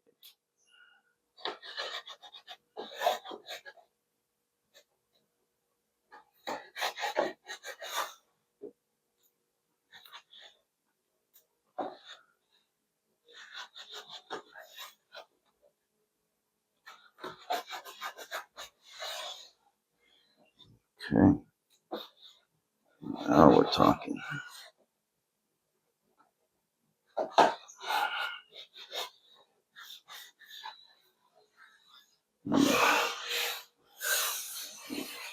Push down.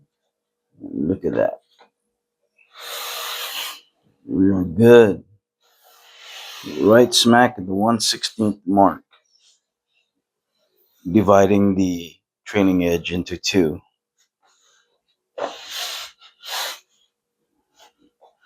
That is more than enough. Nice. Okay. And of course, this one's going to go like this. Everything's going to get pulled tight. All right. So we can safely say we can do, we can start putting our glue or tight bond.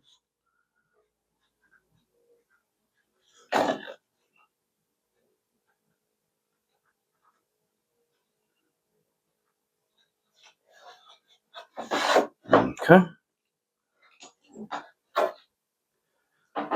So let's go get our stuff that we need to keep the sheeting down on the build surface and making sure that our tabs are still pushed down.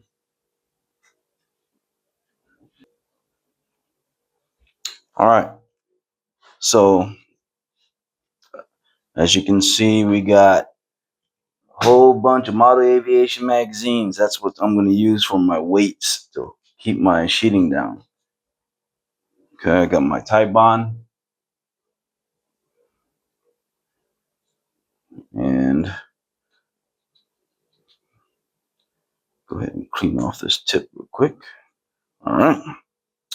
Now, normally what I do is I don't really put any glue per se at this point, right at the main spar.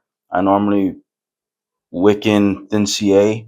Well, this time around, I'm going to put some Tite Bond right at the very edge of the main spar, and then tape it down, and then start wicking in a little bit of thin CA on the top to join the sheetings together. Let's get started. Stop procrastinating. Just, always want it to be really thought out. Oops, too muchy. And this one really kills me because constant squeezing of this bottle all the way through.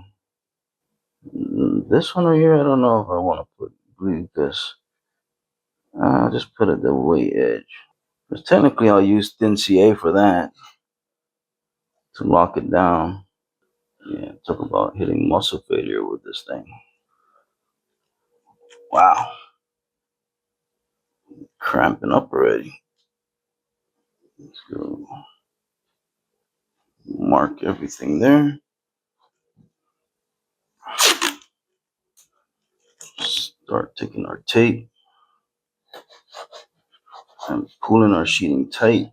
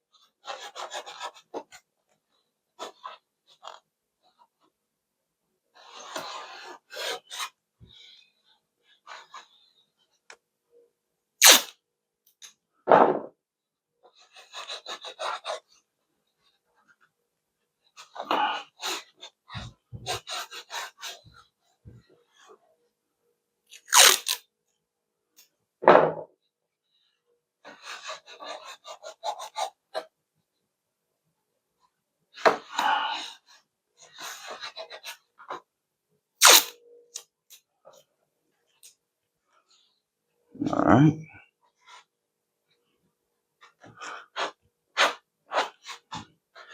Making sure that all my jig tabs are still being pushed down, especially the front here. I put a T-pin down in the front there to hold it.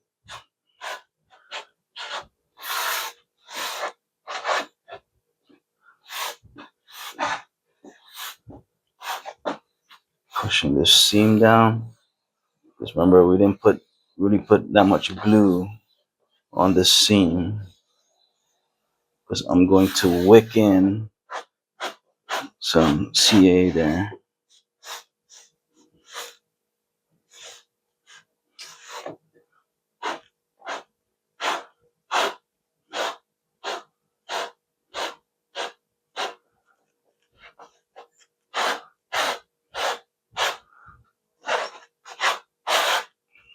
Okay, but before we do that, we're gonna come back.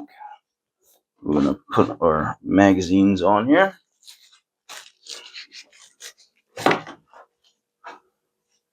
To give it the weight that we need to hold things down.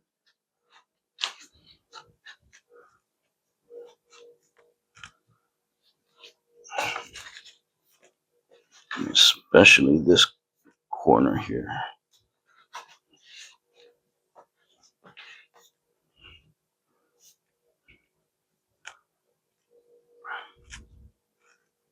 All right.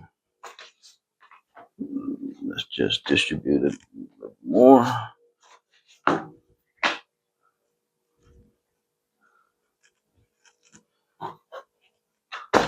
Just for more safekeeping, I'll just put some more stuff on top.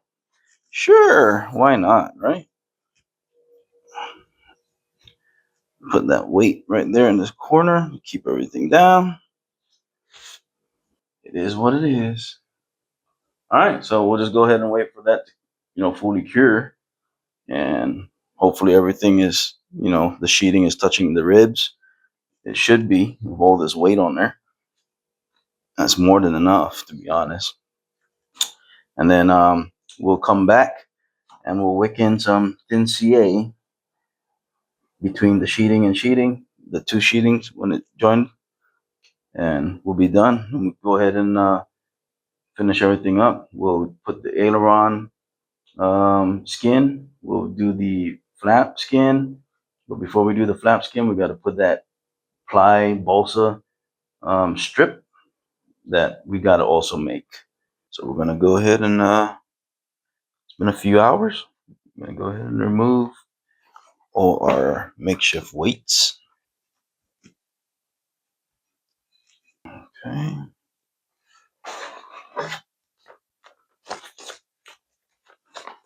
We'll go ahead and put these magazines to the side. We'll be utilizing it when we sheet the bottom of the wing, when we get to that stage. Now I remember that one.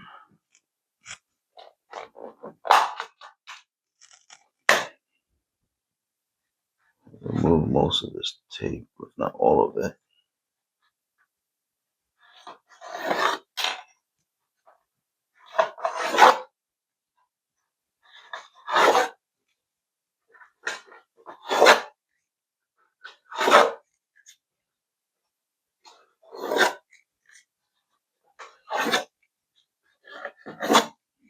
Okay.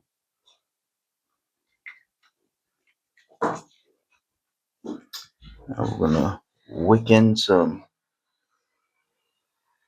thin CA down that area.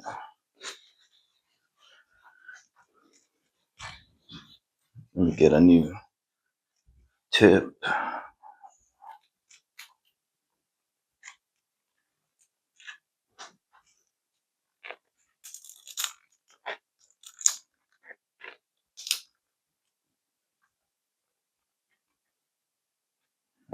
Okay. So the rest of my CA should be here Monday, according to USPS tracking, hopefully. And I'm just waiting for my Robart retracts to also get shipped out. I ordered it off of eBay, and yeah, so far there's no movement on it. Hopefully it's not a scam, because I'll be very angry, because I wasted time.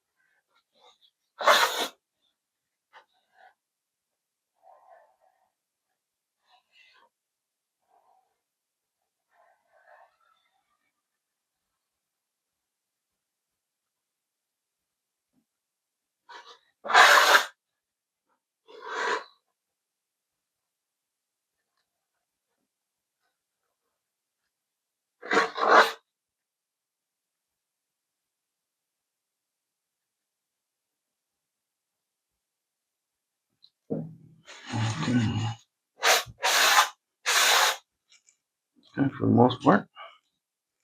Now we got CA in there. Everything looks good. Let's go lift this off. You tell me, because I can't see. Does it look like all the ribs are attached to the sheeting? I hope so. Oh yeah. Oh yeah. Can you see it? All the ribs. You see the tight bond squeezing out all the ribs there. So we're good. I'm happy with that. To include the training edge, everything is all attached. Very happy. Okay. So you witnessed it right there. We got the left wing sheeted. Let's go put it back down. Now, when we put this back down, we gotta make sure we line it up properly, because when we need to put the aileron skin and the flap skin, we have to line it up with the aft edge of the skin over the plans. So we gotta make sure we put this thing right back. So I'm gonna make sure that the what you call this, the spar is over the actual spar line. And there you go. Right there. And the cool thing about this is that I will know it's completely over, is because everything just falls right in play.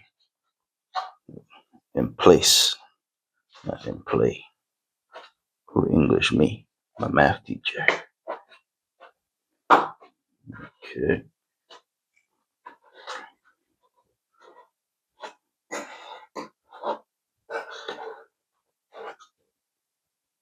Okay. Let's correct there. And we are good here. Alright. So we can come back and take our T-pin and lock our wing back down so it doesn't move.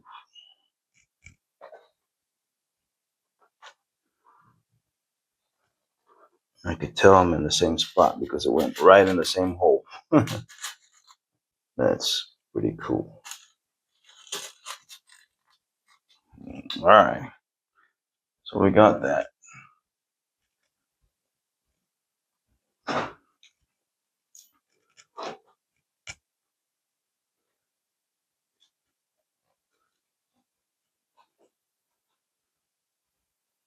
Yep, same hole.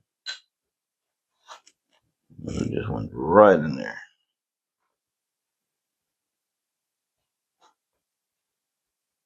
This one I'm gonna make a different hole because I'm going into the side. There you go. Just like that. All right. So what we're going to do now is we're going to go with the flats. Let me go ahead and get one of our pre-cut flats and pre-cut aileron.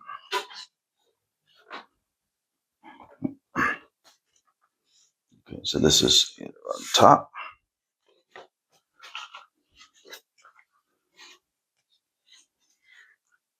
This is aileron bottom. Oh, this is for the other wing, the right wing.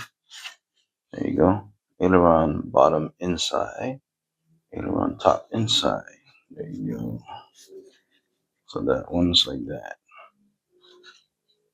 And then we need the flat bottom inside, flat top inside. And this is bottom flat. So this one is the left and then right. So we need this one for, there you go. These two are for the right wing panel. We're not gonna use the bottoms, of course. We're just gonna be using the top. And we gotta bevel the bottoms here at that mark we made. But what I'm going to do is I'm going to verify this,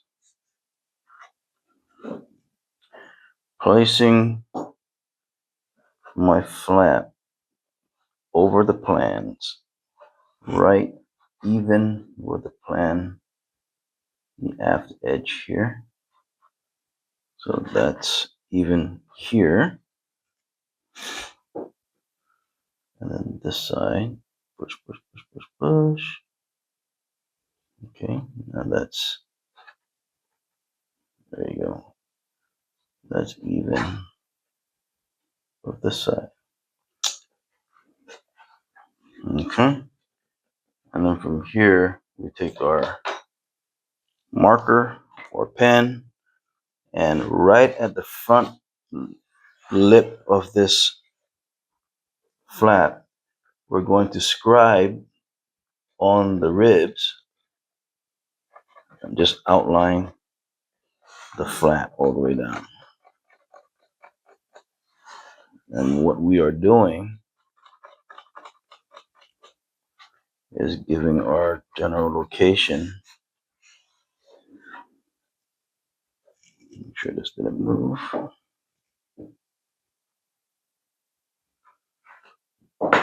That's where our flap will be located. That's the start of this, because now we have to go and create that ply piece that goes right here. And then we also got to fill this portion with scrap. Should have done that prior to gluing the whole skin on there, but it doesn't matter. We can still do it now. You just gotta find scrap long enough to reach all the way out there. And if you don't have enough, then you can find small pieces and edge glue them together. But I think we do have. I just have to look in my scrap pile here.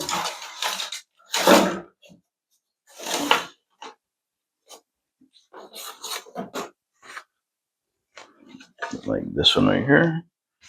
Could be promising. Oh, just shy.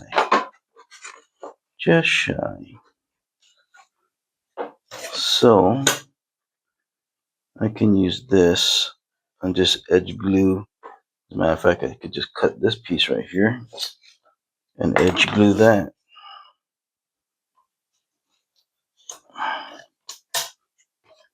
So I could do this, and then edge glue this, and that will cover it. Yep, that works.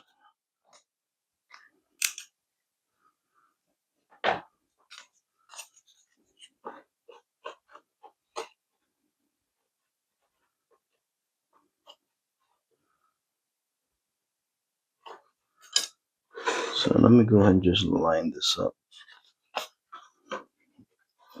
There you go. Oh wow, that's like a perfect fit right there. Look at that. Okay, just line this up. Get my pen and my ruler. Or I can use my marker, wherever that's at.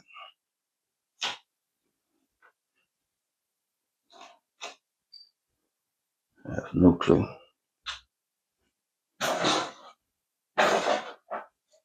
Maybe over here.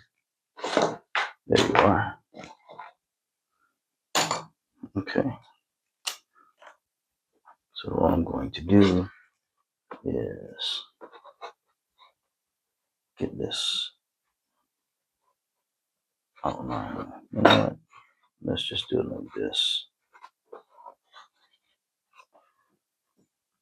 Put this here like that.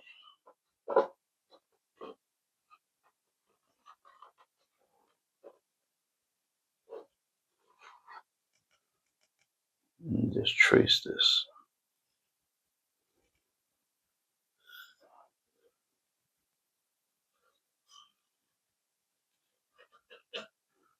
Just like that. That way I can come back over here, plot my ruler here, line that up, get my cut.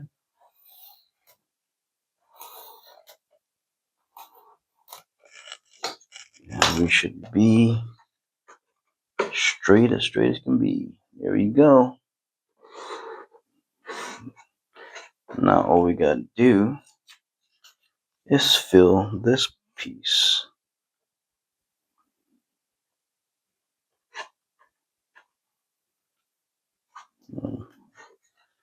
I'm gonna just edge glue this with CA.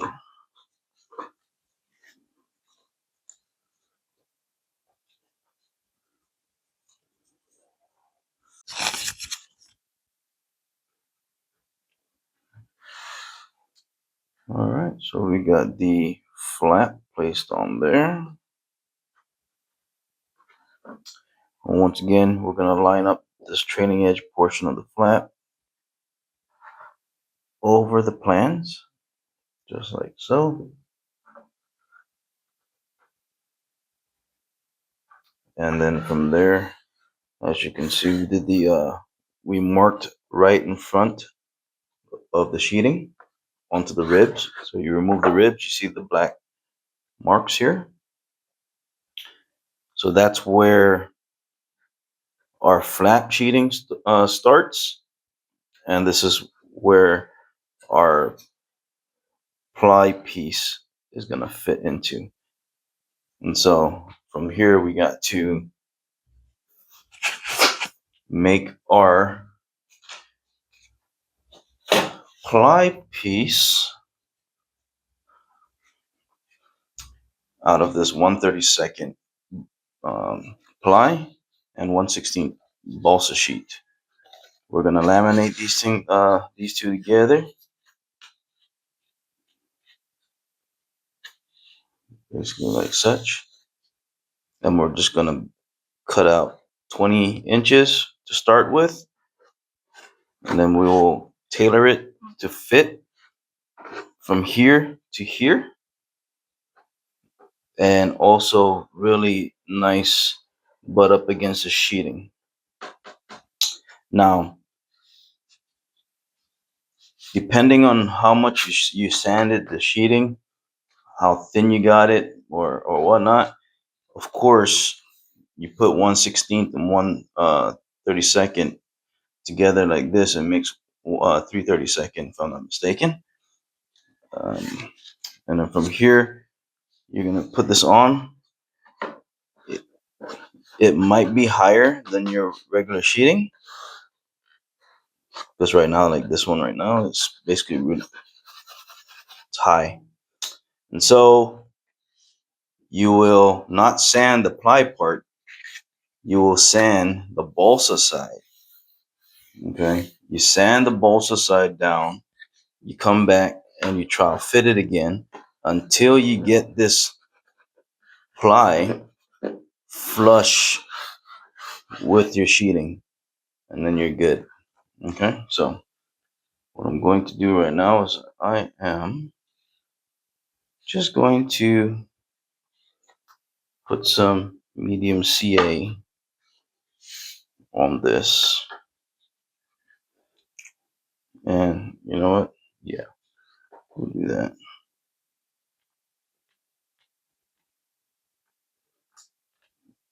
Really low in my CA, my medium CA. This is all I got left, and my my order still hasn't arrived.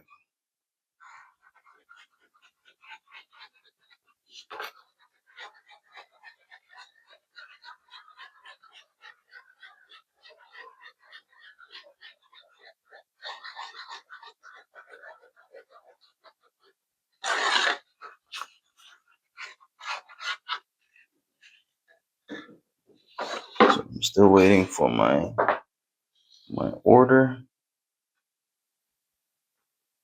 to show up on the island of Guam.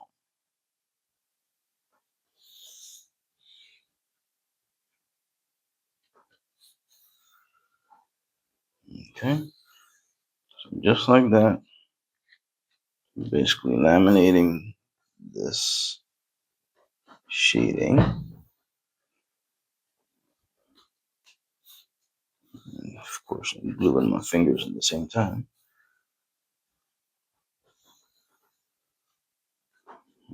All right. And from here, we can just basically cut the sheeting off from this ply piece.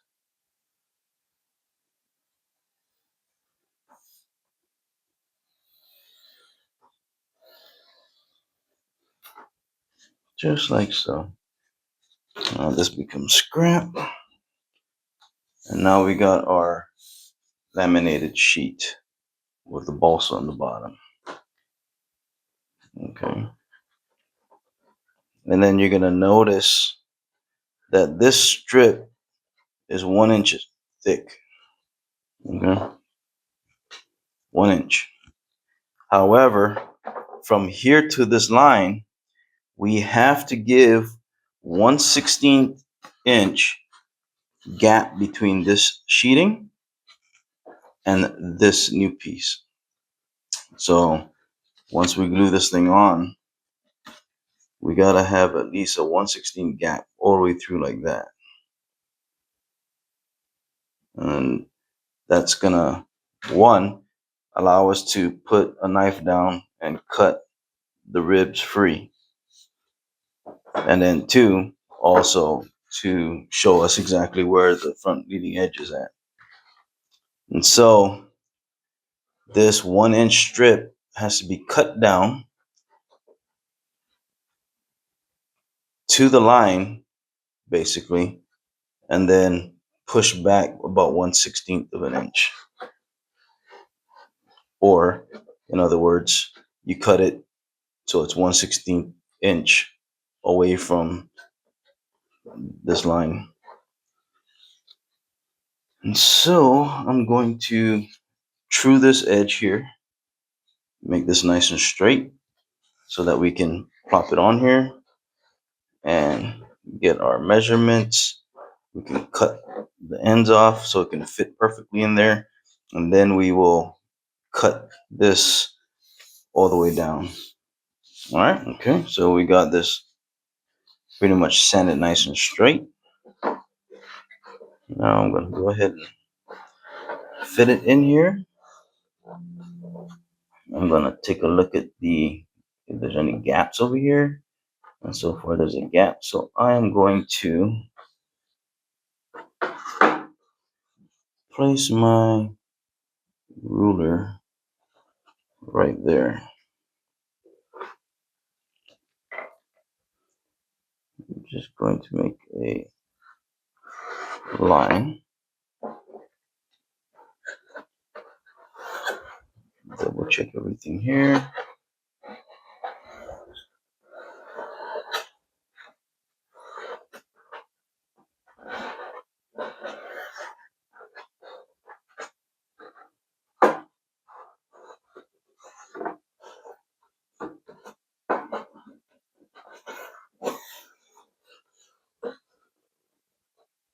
And with that line, all I'm going to do is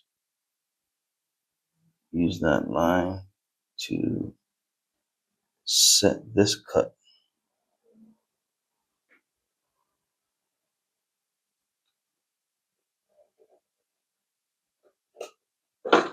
Just like that.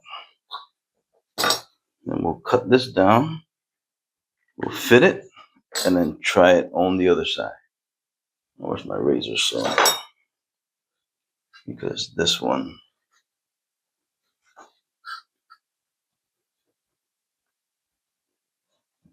and once again, I'll cut it before the line.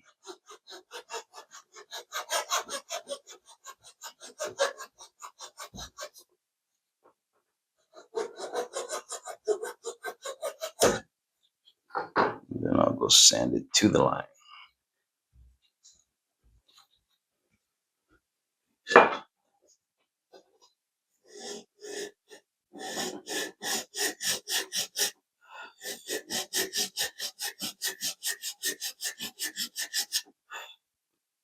Okay.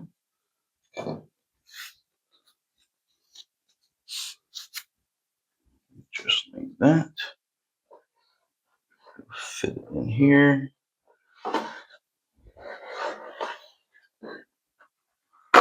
That is a tight looking seam. And then from here, we're going to do the same with this side. Because this one will get dissected right about here. So as a matter of fact, this line needs to be cut just like that.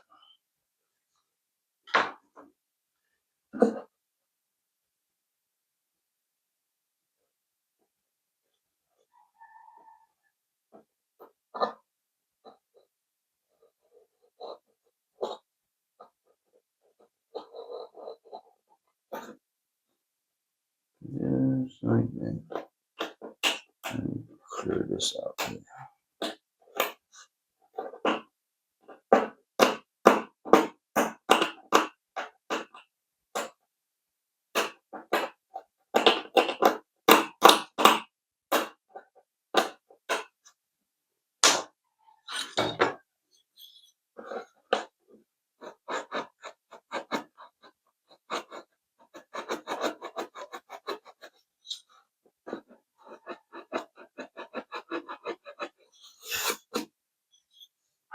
Okay. Now we can put this on just like that. Come back. Place our little tick mark there, tick mark there. That way we know that's where we need to cut. I'll connect these lines together.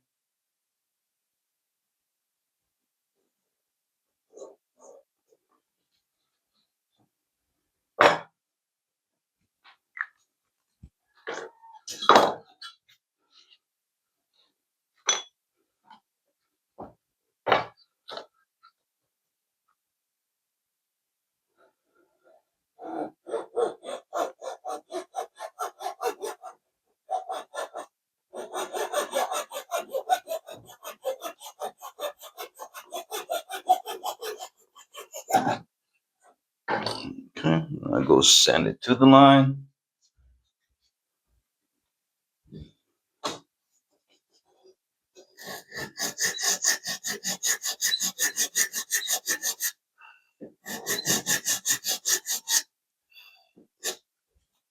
Give that a try.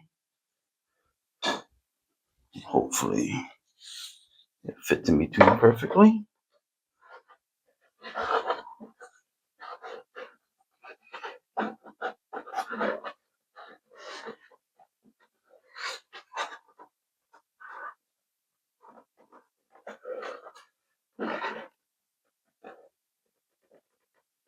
Okay, that's good.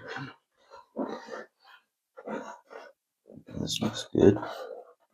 However, I do need to sand this down slightly. So what I'll do is I'll flip it upside down, just like so. I'll come back with my, where's that at? My marker Sharpie thing. Make sure I'm pushing this down. Push it down really good. And I'll just come with the marker Sharpie thing, and I'll run my marker just like that.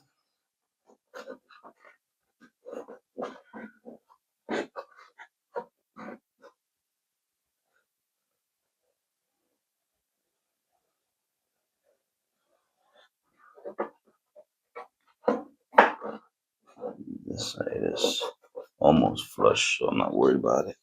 So you're gonna see exactly how much we really need to sand up, which is very minimal. However, even with that said, we still need to sand it. Okay. So I'll come back over here, double check my stuff. Keep my sanding T-bar nice and flat.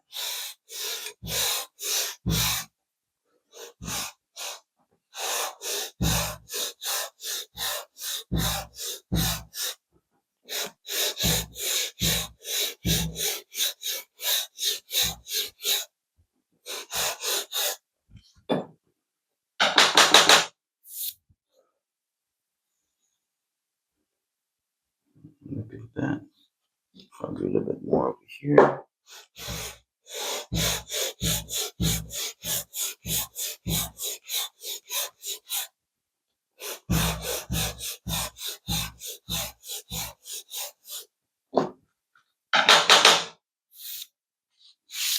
Okay.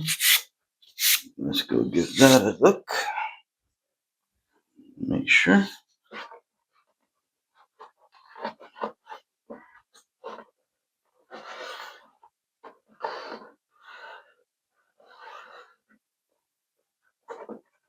Oops.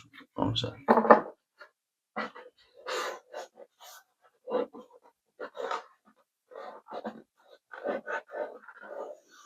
There you go. This side's still a little high. This side, this side, this side. This side's good. This side's good. So from here to here, it needs to go down just slightly.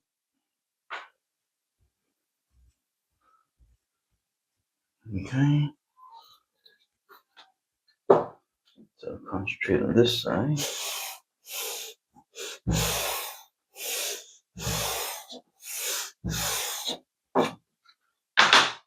Just like that.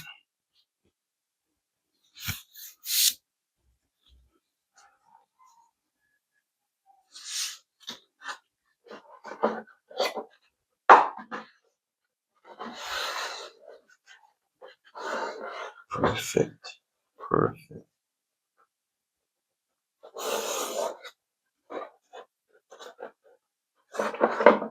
Okay, that's perfect. And then from here, I'm just going to take my sanding T-bar and I'm going to just follow this. Just give it a little sand.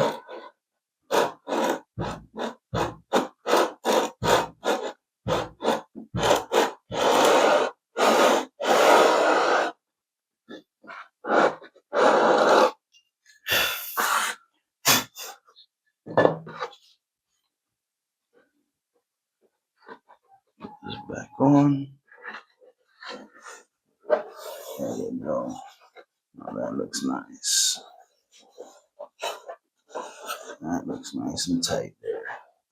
All right. So now that we got the sides and then we got the transition smooth, now we need to get the cut marks. And so for that, what I'll do is get my ruler.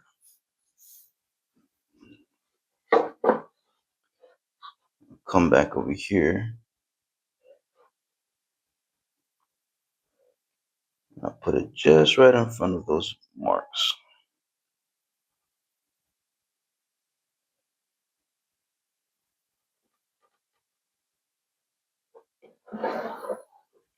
Okay. I'll just kind of transfer that line slightly over, and as well as this line here, just transfer that over. So we can come back, put this on here. I can find my line here.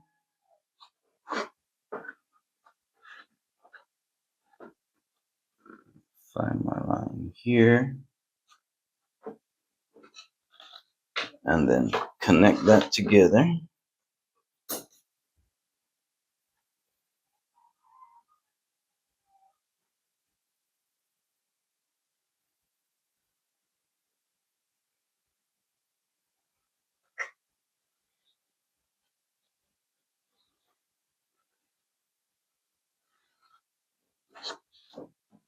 And that's exactly how much we need to remove.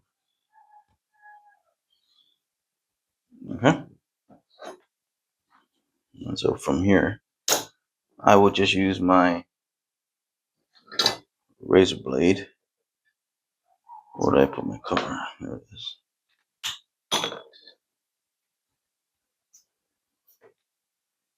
And we will just cut this straight down.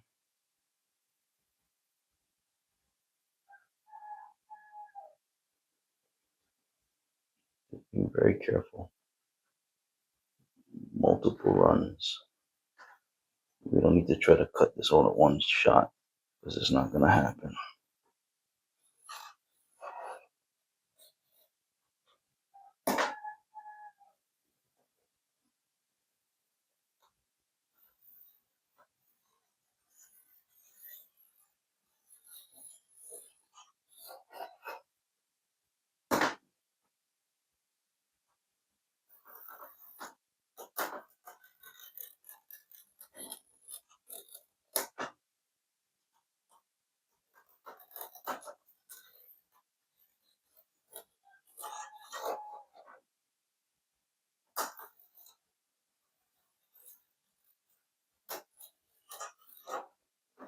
Okay, just like that. We got it cut. Now, we'll put this on. We should be right at that line, because if we were to put this on,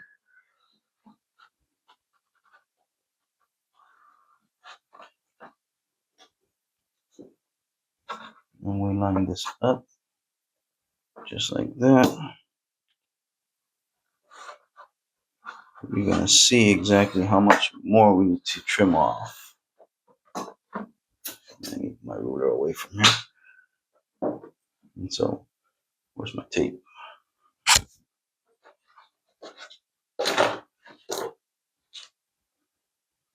Yeah, there it is. Okay. So what I'm going to do is I'm going to push this tightly against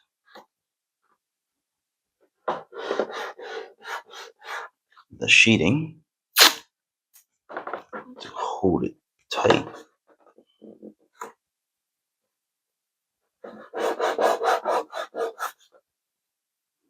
Okay. And come back over here. Get this thing as close to over the plan.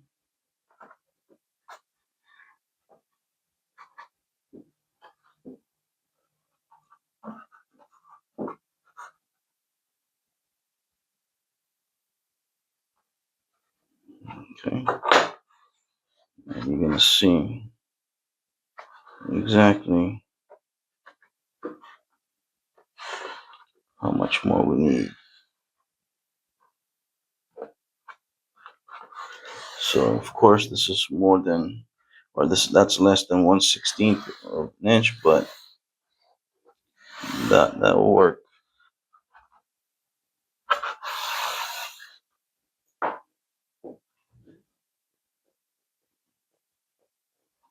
As a matter of fact, that should be more precise there.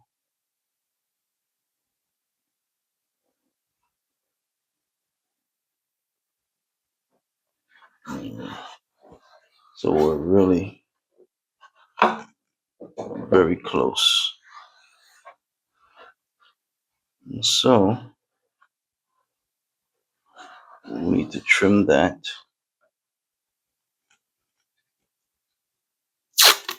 So instead of trimming it by cutting it, we're going to sand it. Let's double check this again because I need to tape it down. Just take that in place right there.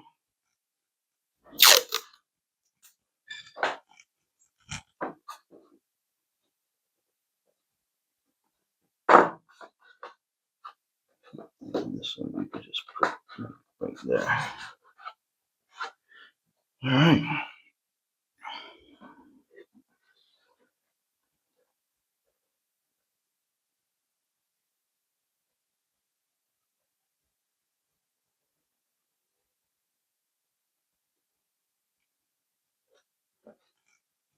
Just like that.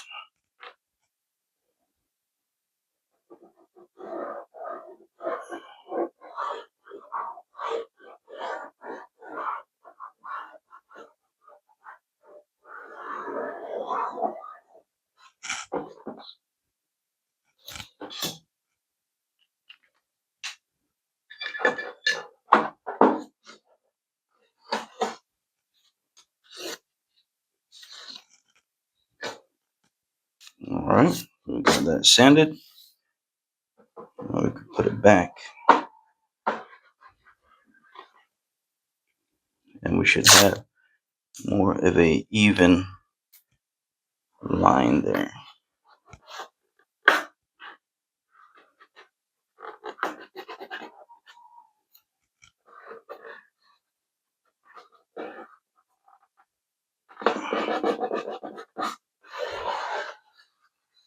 Okay.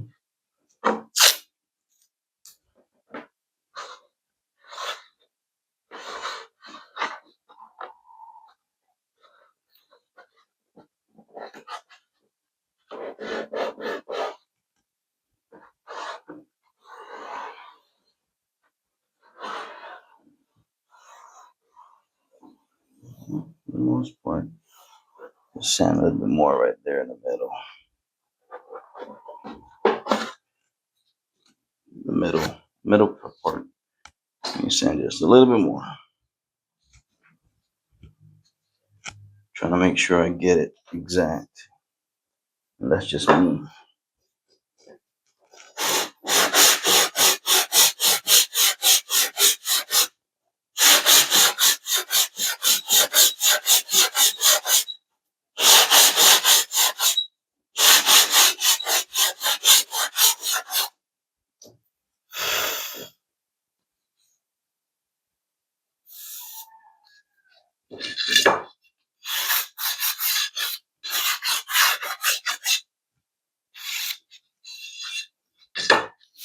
Okay.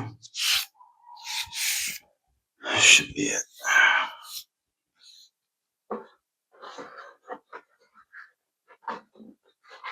There you go.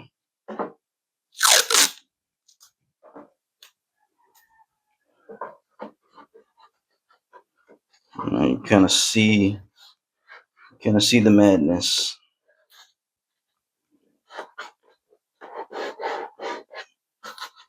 I won't stop until I at least know we're very close.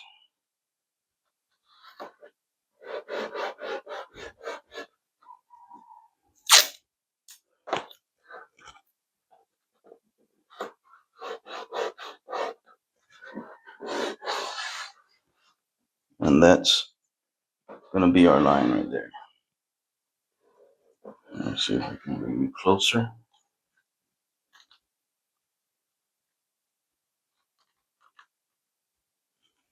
All right. So that's our line, basically 116. Could be a little bit less, could be a little bit more, but it's by just looking at it, that looks about right. Okay. So that's our gap. So now we can go ahead and glue this flap down. Well, technically we gotta glue this piece first. And then we'll utilize this piece to hinge this flap. Flip the flap over, put our glue, plop it back down. Okay? All right. So I'm going to use medium CA for this part. This is such a small area.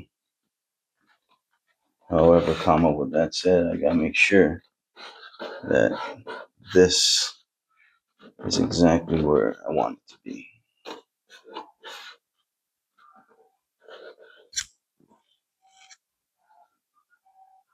Okay. I think I can double this slightly.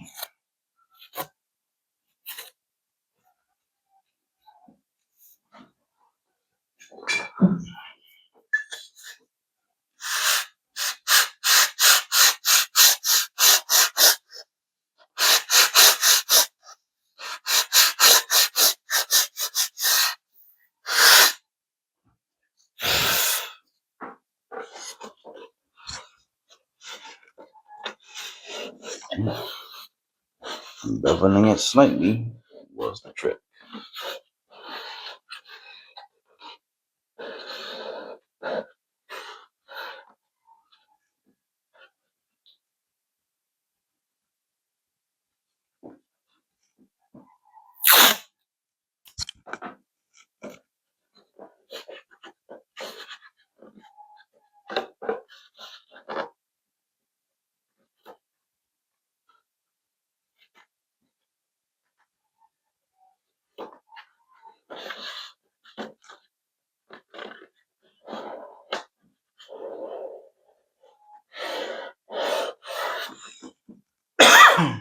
Excuse me.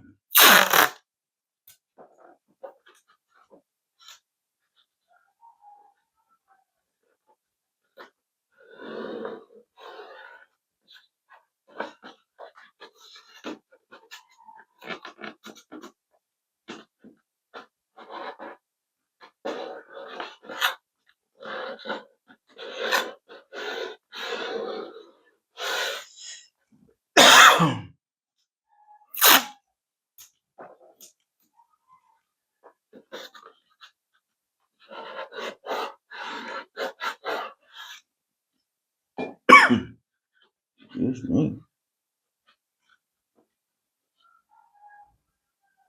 Alright, so this one here, put some medium CA right there, medium CA right there, medium CA right there.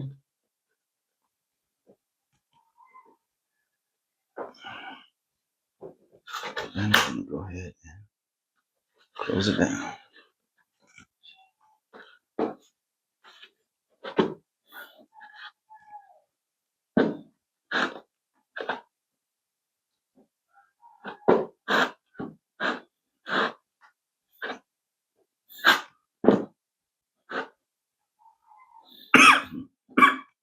Excuse me.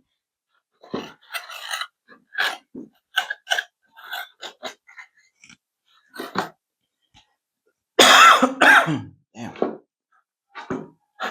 Okay.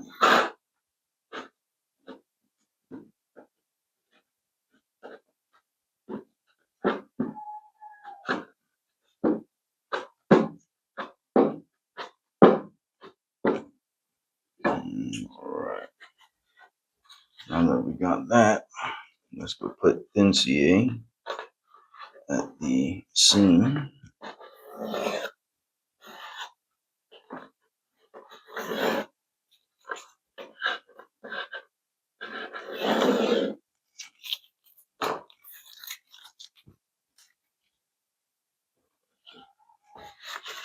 Get ready to wipe it down clean.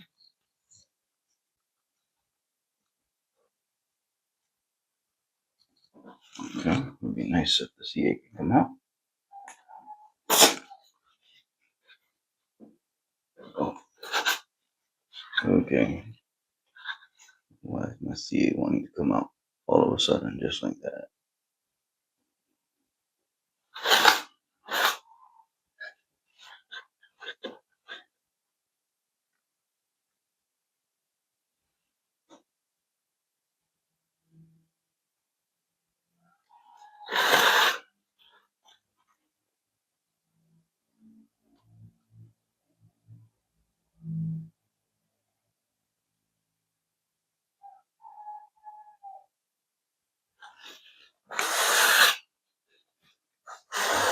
Okay.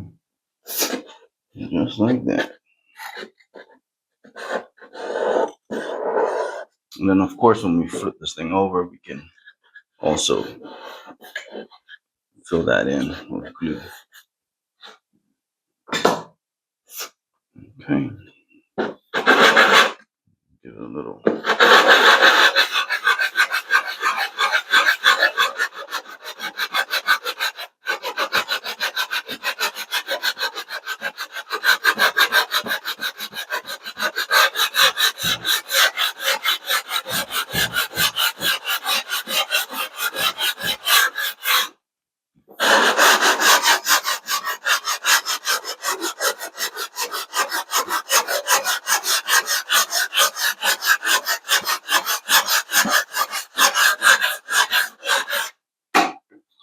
Okay.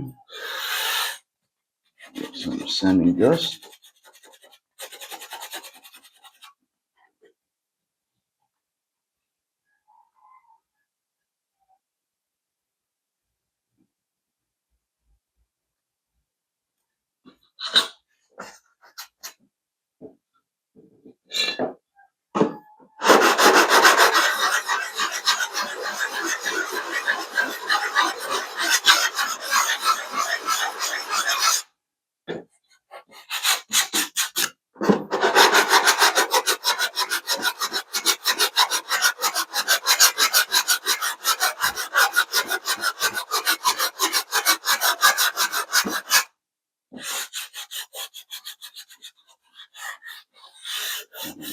Just like that. Just feeling around. Pack some balsa dust in these corners.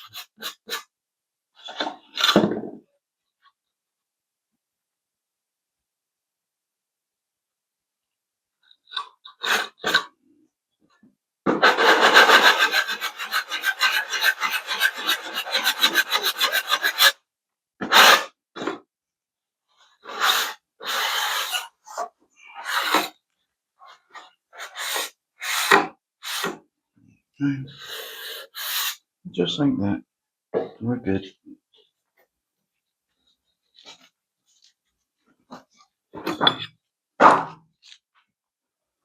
So you saw that in real time. Well, not really real time, but I try to showcase it in the video.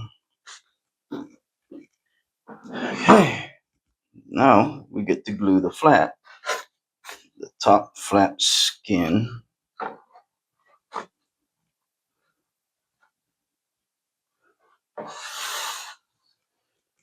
And of course, lining everything up.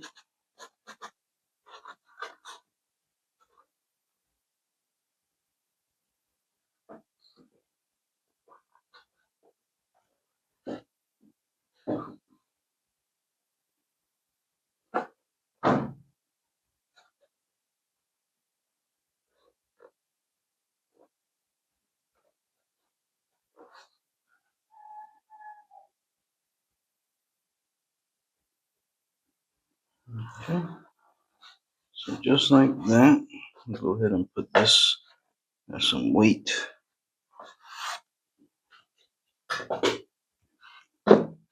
Just to kind of hold that while I grab my tape from my hinge.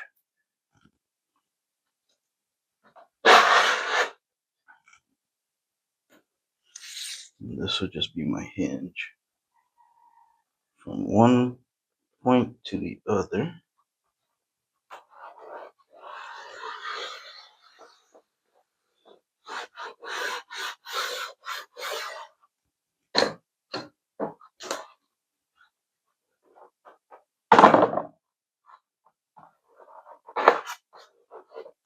Just like that.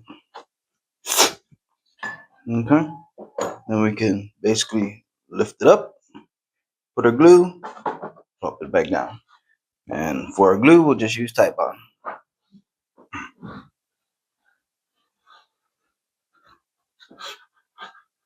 And remember that they have on our two sides here, there's wax paper, double wax paper in between to separate these two. Okay. So what I'm going to do is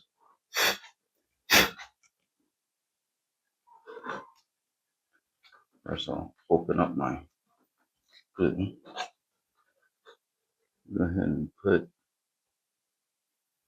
our Titebond right there at the end.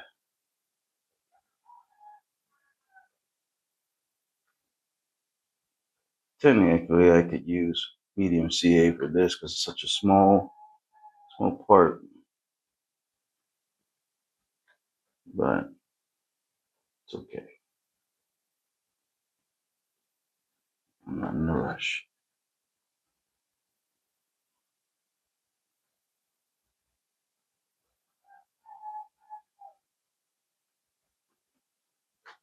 Okay. And we just put it down. Make sure we push down on our front. So we're going to lift up our sheeting or lift up our wing.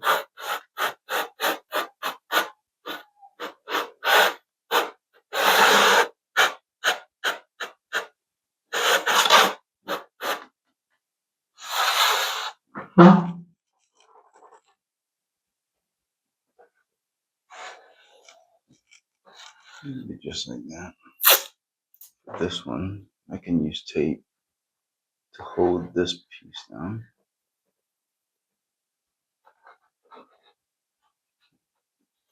Maybe not, because it's going to end up pulling it in.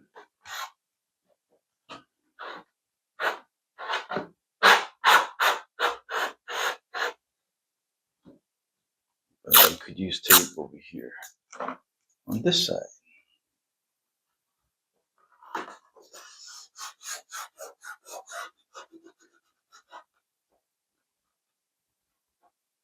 Just like so. Just to kind of keep that down.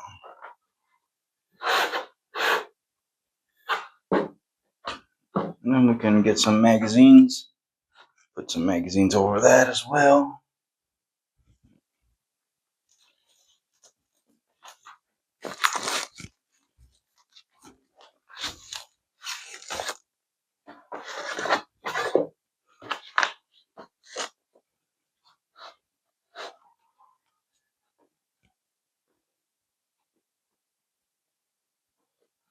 Perfect. Get some scrap and clean off this glue.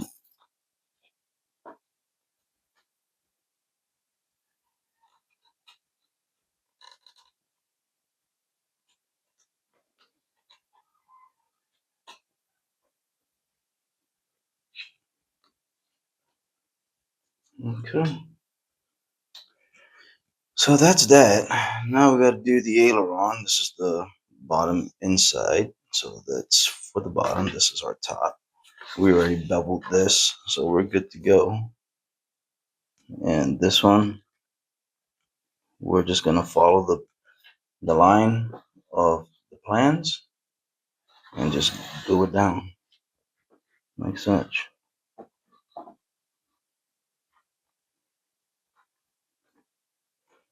But what I'll do is I'll wait till this is completely dry, and then I'll kind of cut the sheeting better.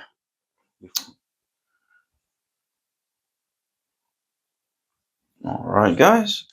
So we're gonna go ahead and check out our work here.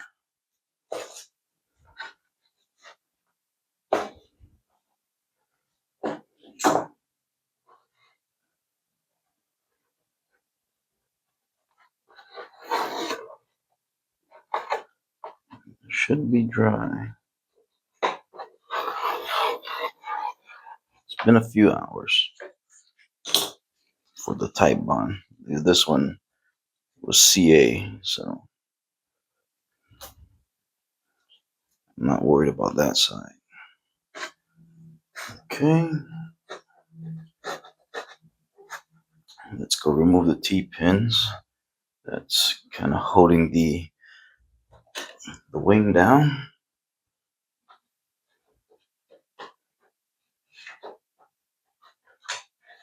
I got a T-pin here. And I think I have one more on this side right here.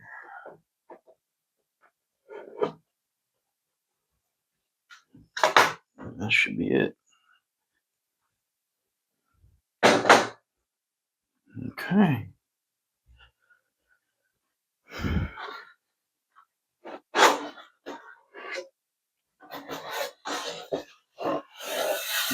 There we go. Everything's looking pretty good. All the ribs are glued down, so we're good there. Awesome. All right. As you can see, our work there.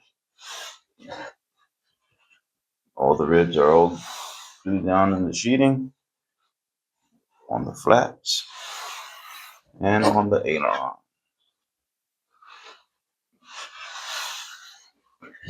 All right. So now technically we are done with all these jig tabs. All these jig tabs can now be removed off the table because we're not going to be needing them. Both wings are now at the same stage. So now all we're doing is just going to go ahead and remove all our T-pins off of the table and figure out what we're doing next. I know one thing for sure, so I'm gonna start truing up the root end here. Start sanding all this, make it flush with the rib to include the front piece here, and then also the wingtip, and then all this up front, all the leading edge, just kind of. All right, so from here, I'm gonna go ahead. We can also cut all the jig tabs off. So I'm gonna go ahead and take care of that eventually. But in the meantime, what I want to do is true up this piece right here with the whatchamacallit, the root end. Matter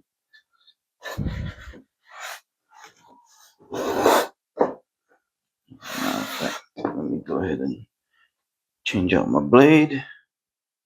cut that, sand it, and then we'll be right back.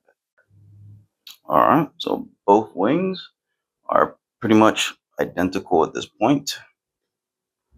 Okay, let's go see what we got. All right. Building inside, trailing edge. Remove the wing panels from the building board. Trim the jig tabs on the bottom. Ribs. Look for the glue joints. Blah, blah, blah. Okay.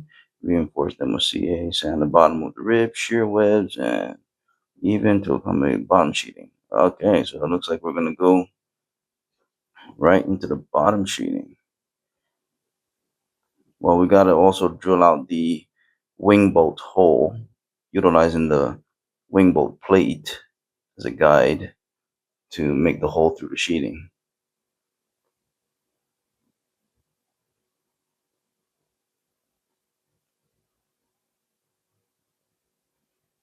Okay, that's pretty much done. The only thing I need to do is do the holes for the wing bolt.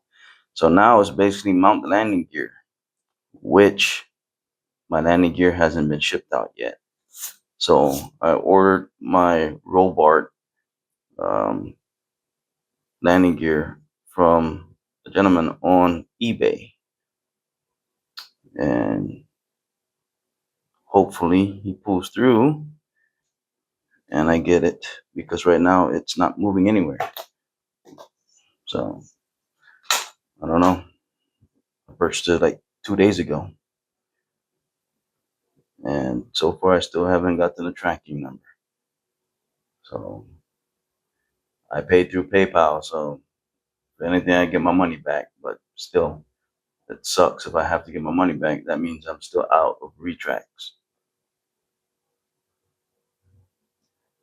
And so yeah, so this next part is retracts, and I can't push forward on the wing without the retracts on hand. All right, so besides that, let's go put the wing together.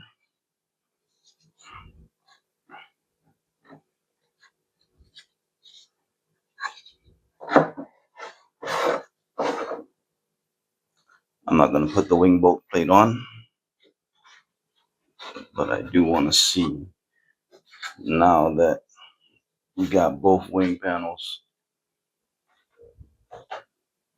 let me move things around here so I don't break something, because you know the wing is very delicate at this point.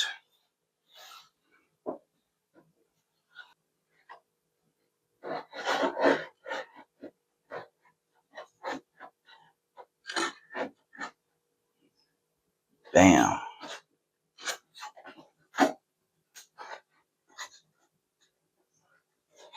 Does that look awesome or what? Let me go ahead and put a few clamps here.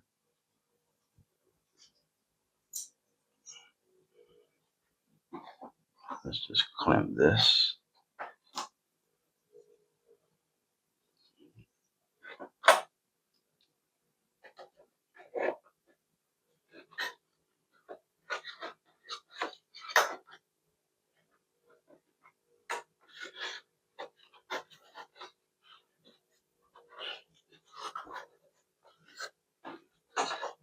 Just wow. That is so awesome. It is so cool. All right. There you guys go. That's the minus the wing tips. That's pretty much the wing. Let me just move it around where I don't break anything. All right, guys. Well, it looks like this part is done until I get retracts in, and then also until I get, because the retract also has the tail gear on that order. And then also I'm still waiting for all the push rod guides So what I did basically was I ordered 48-inch Sullivan semi-flex control rods, right? I'm going to utilize the outer sheath of it, the insides I'm not going to use.